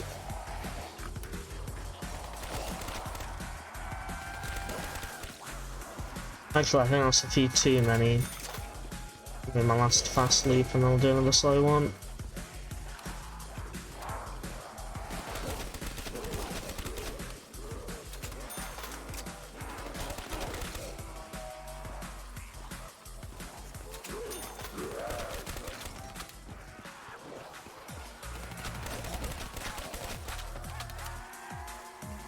There he is.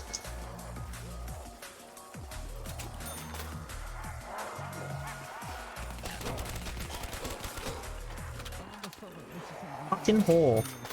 That was the Tegan.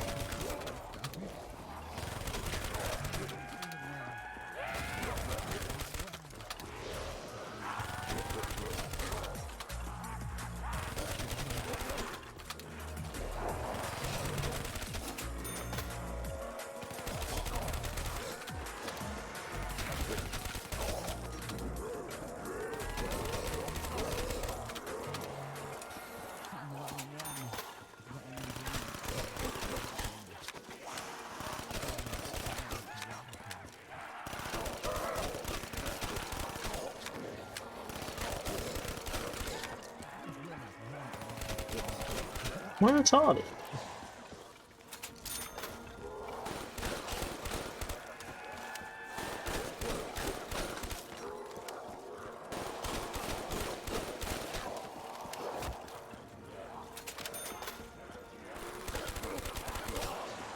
Oh, is that another one?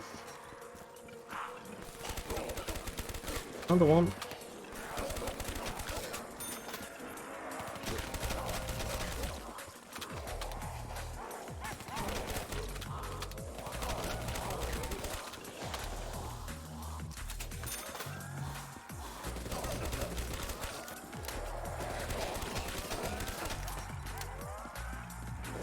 It was.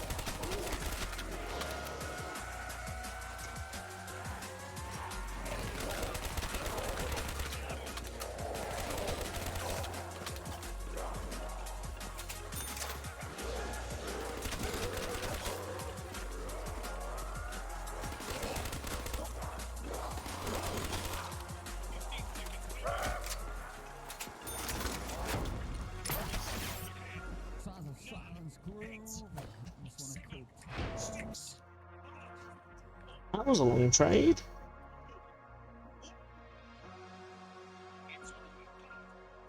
$83, I think that is. 51.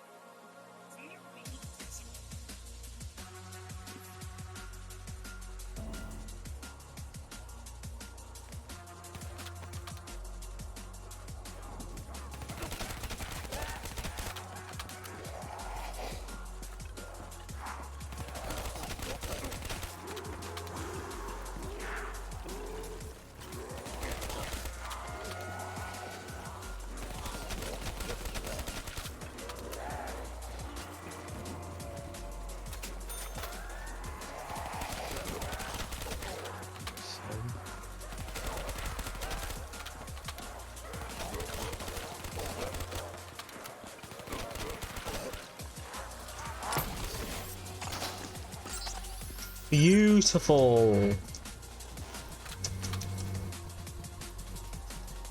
Wait, no, no, no, no, what? I said a trade. It's not beautiful at all. Shit. Bro, fuck off with Timber Mill, man. What? I just did a trade. I'm quite sad now.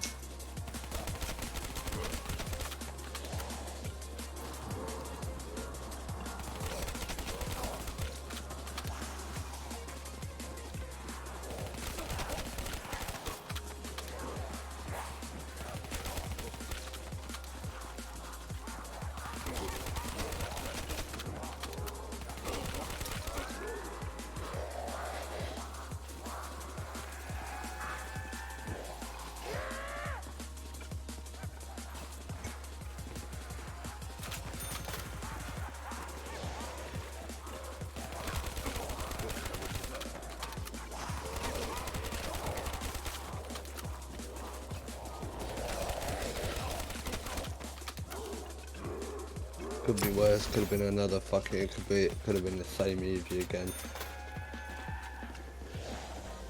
Honestly, thought you were gonna say, could be Scouse for a second, then start doing the fucking chant. Yeah, and that. 571 dredge, by the way.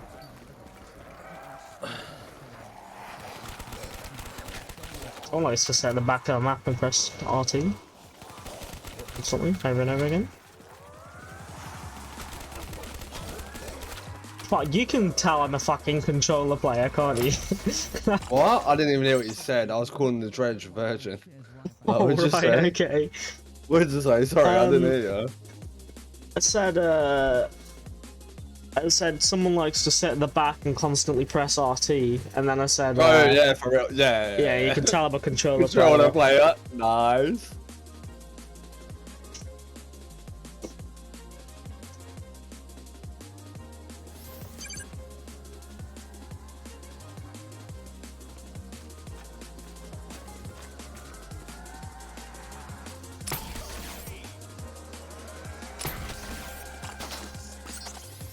May the sexiest team win.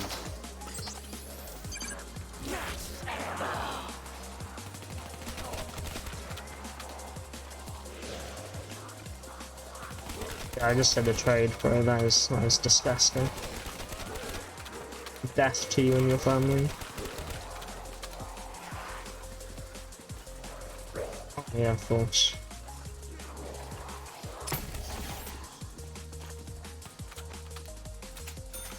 Weighty. Lucky bastard. You what? Sweaty That Borat bastard. is a Yeah. lucky bastard. Thought you were still fixated on the dredge there.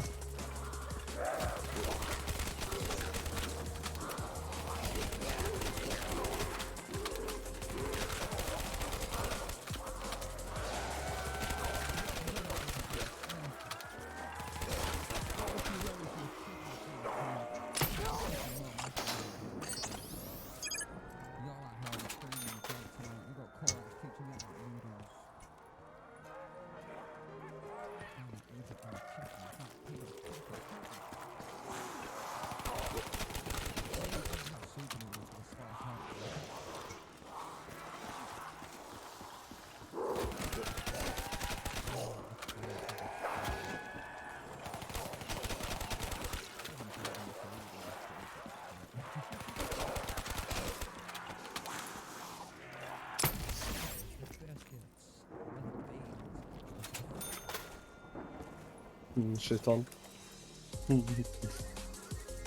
I'm a little spanner. Sort and spout. Here's my handle, here is my spout.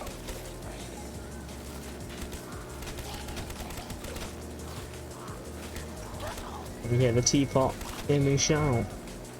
Tip me up and pour me out. Bro, some fucking nursery rhymes have bars, you know. But you can't lie. Yeah, man. Like Humpty Dumpty, bro. You can't tell me that shit is not fire.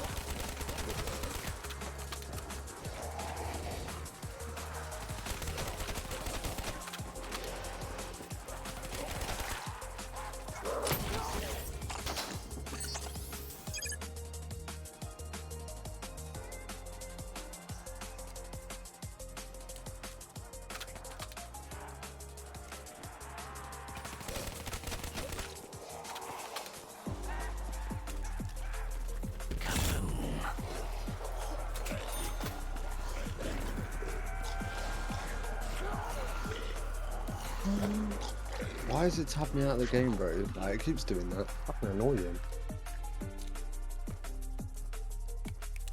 Where do I go? What do they got? Was that great English? What do they got? What do they have? Spectral surrounding. Alright, there we go. Resi 2. I mean, you are playing with marbles, so maybe the problem is running off on you. Yeah. Rubbing, that's what the fucking saying is. I knew it wasn't right when I said it. What did you say? Running? Running, yeah. Oh, okay, running. Okay, yeah, that don't fucking. That one don't add up either. I was like, hang on a minute, I didn't say that right, but then I just refused to, I couldn't think of the alternatives, so I just, said it again. Maybe it's rubbing off on me as well.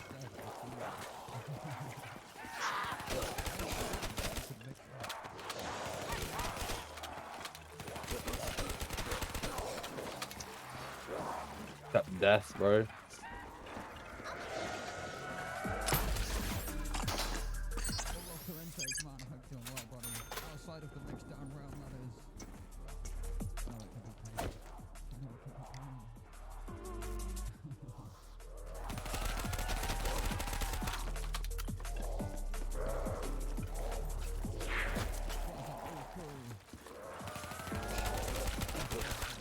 Fuck off, Dredge, you little shit.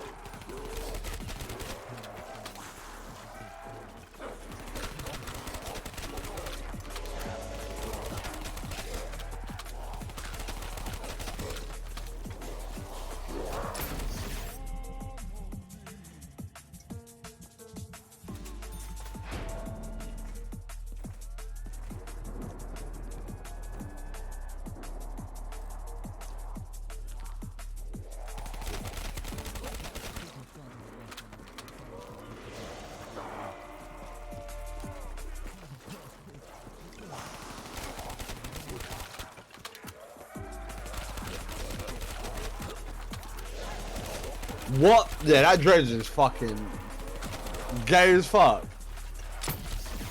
Bro, who finds that fun? Sitting at the back spamming. That's so shit. Him, clearly. What a little fucking tramp. This guy is so fucking gay. Oh my god. Oh, I love sitting at the back. Oh, yeah. I love it. Fucking retard, man. You little degenerate. Oh yeah?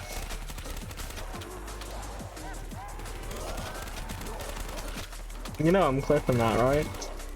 Yeah, of course. Yeah, of course.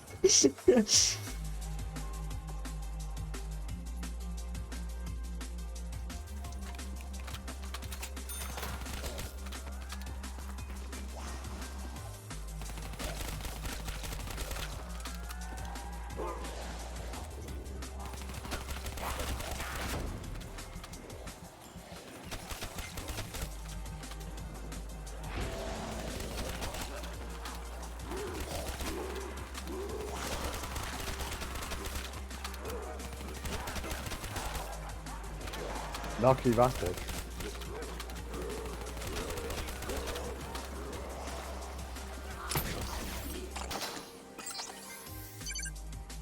Astra Cowbell VIP.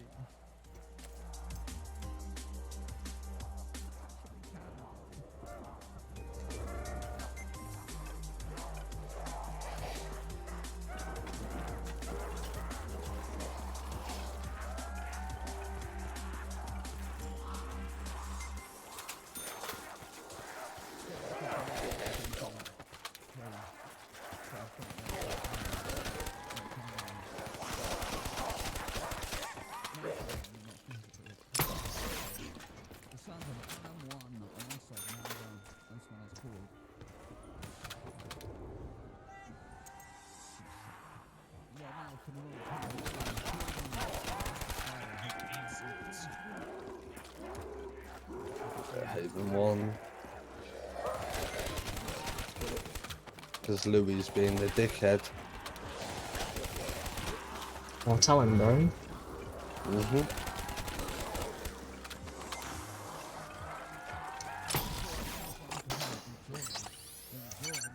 Evie, focus healer. Yeah, I'm trying, mate. I'm fucking trying.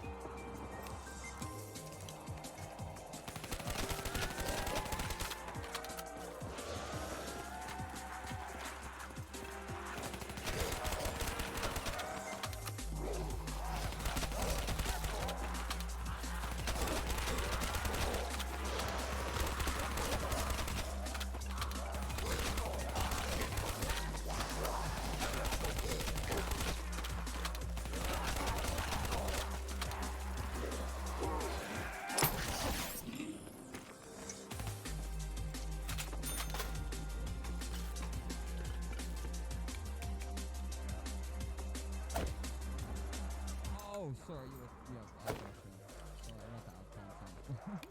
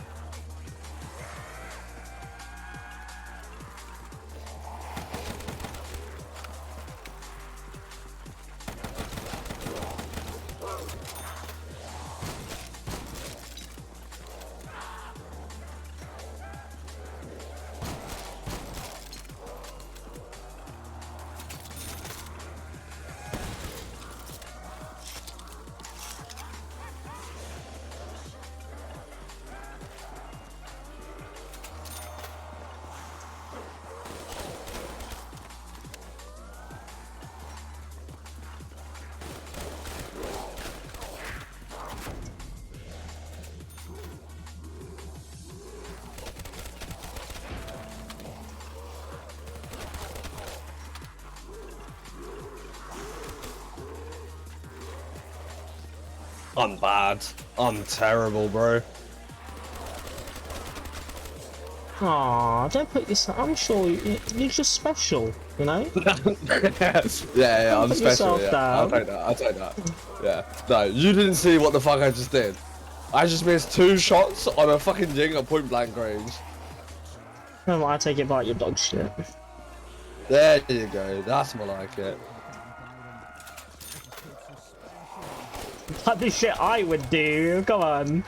Come on now.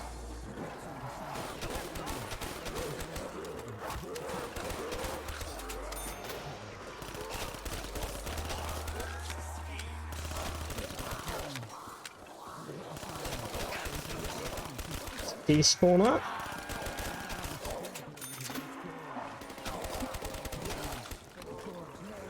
But marbles were joining anyway. Yeah, he ain't got this VC, does he? He's only got the other one. So why can't he join the other one? Can we move in? Uh,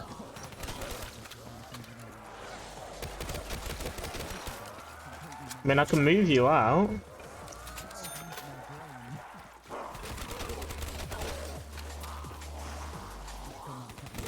no, I told him to join VC and we'll move you in.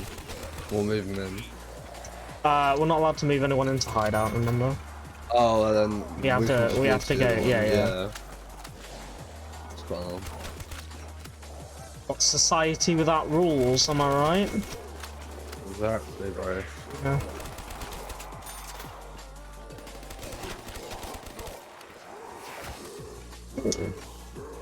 Juicy. Very almost nearly popped my IPS though.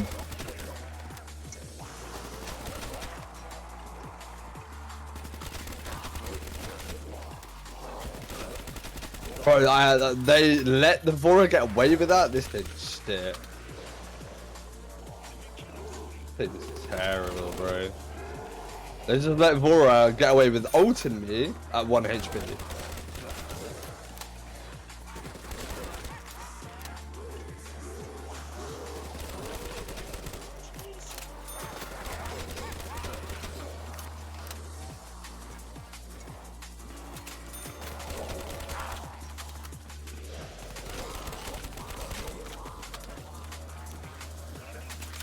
Got someone in there?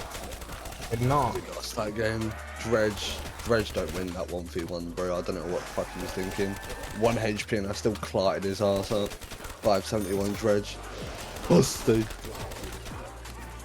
Well, that explains a lot. 58k healing from a fucking Furia.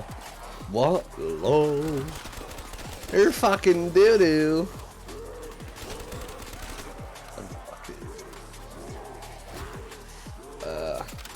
Yeah, come inside the meeting and let's join the BC. Oh, he's in it. He's in it. Yeah, I'll meet you there, mate. Yeah, I'm just trading, but yeah. Alright.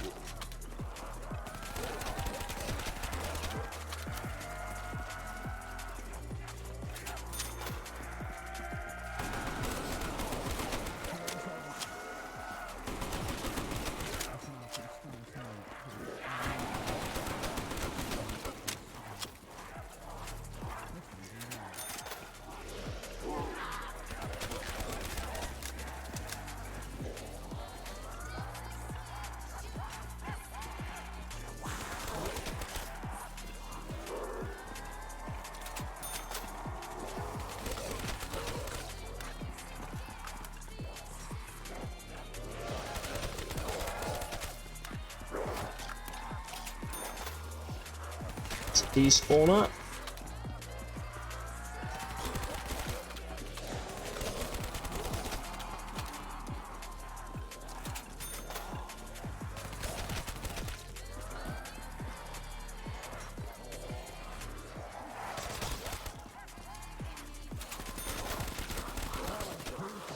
Is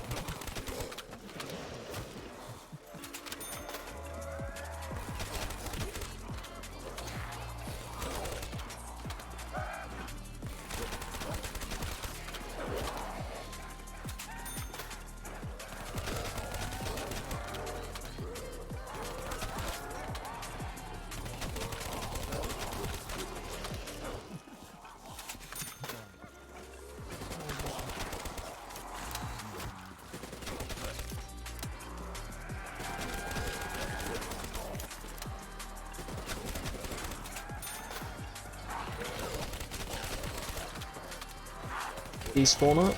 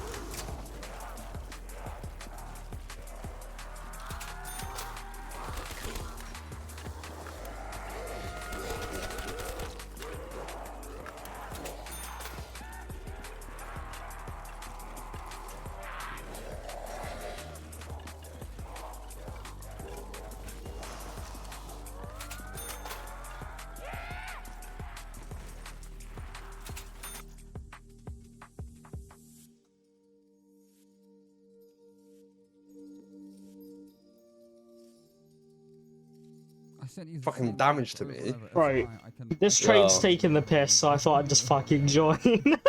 Alright. Bro, Jesus fucking Christ. 20-minute trade, by the way. Oh my god. Still not done. Still don't have the fucking Tegan yet. I think it was. Lex is right, I'm Lena who getting sent me Stargazer, and I ended up downloading that shit like 4 times by complete accident. So I've got 4 copies of it. Usually when people send me like updated versions, they're like, "Oh yeah, make sure you delete all the old ones." I'm like, oh, Lex is one. yeah, it doesn't happen. Lex is literally 1. Thank you.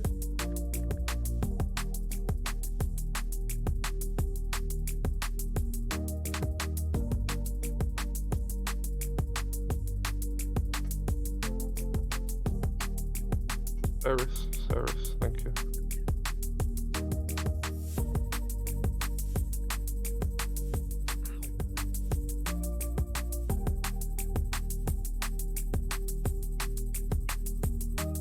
Where's that Lex gone?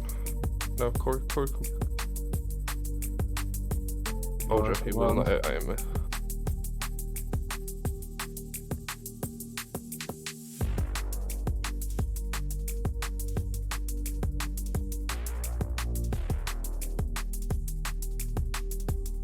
Why are you up there, man?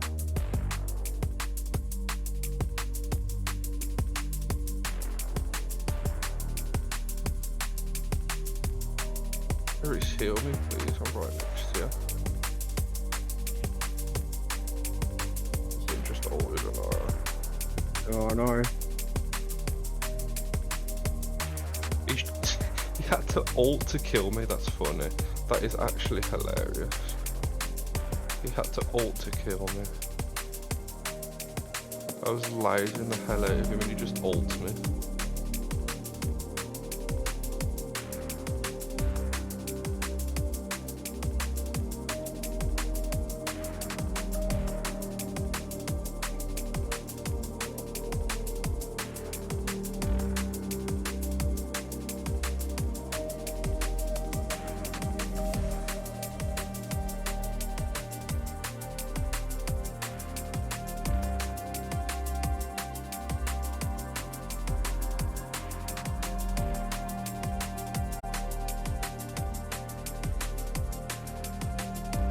Oh, that is dope.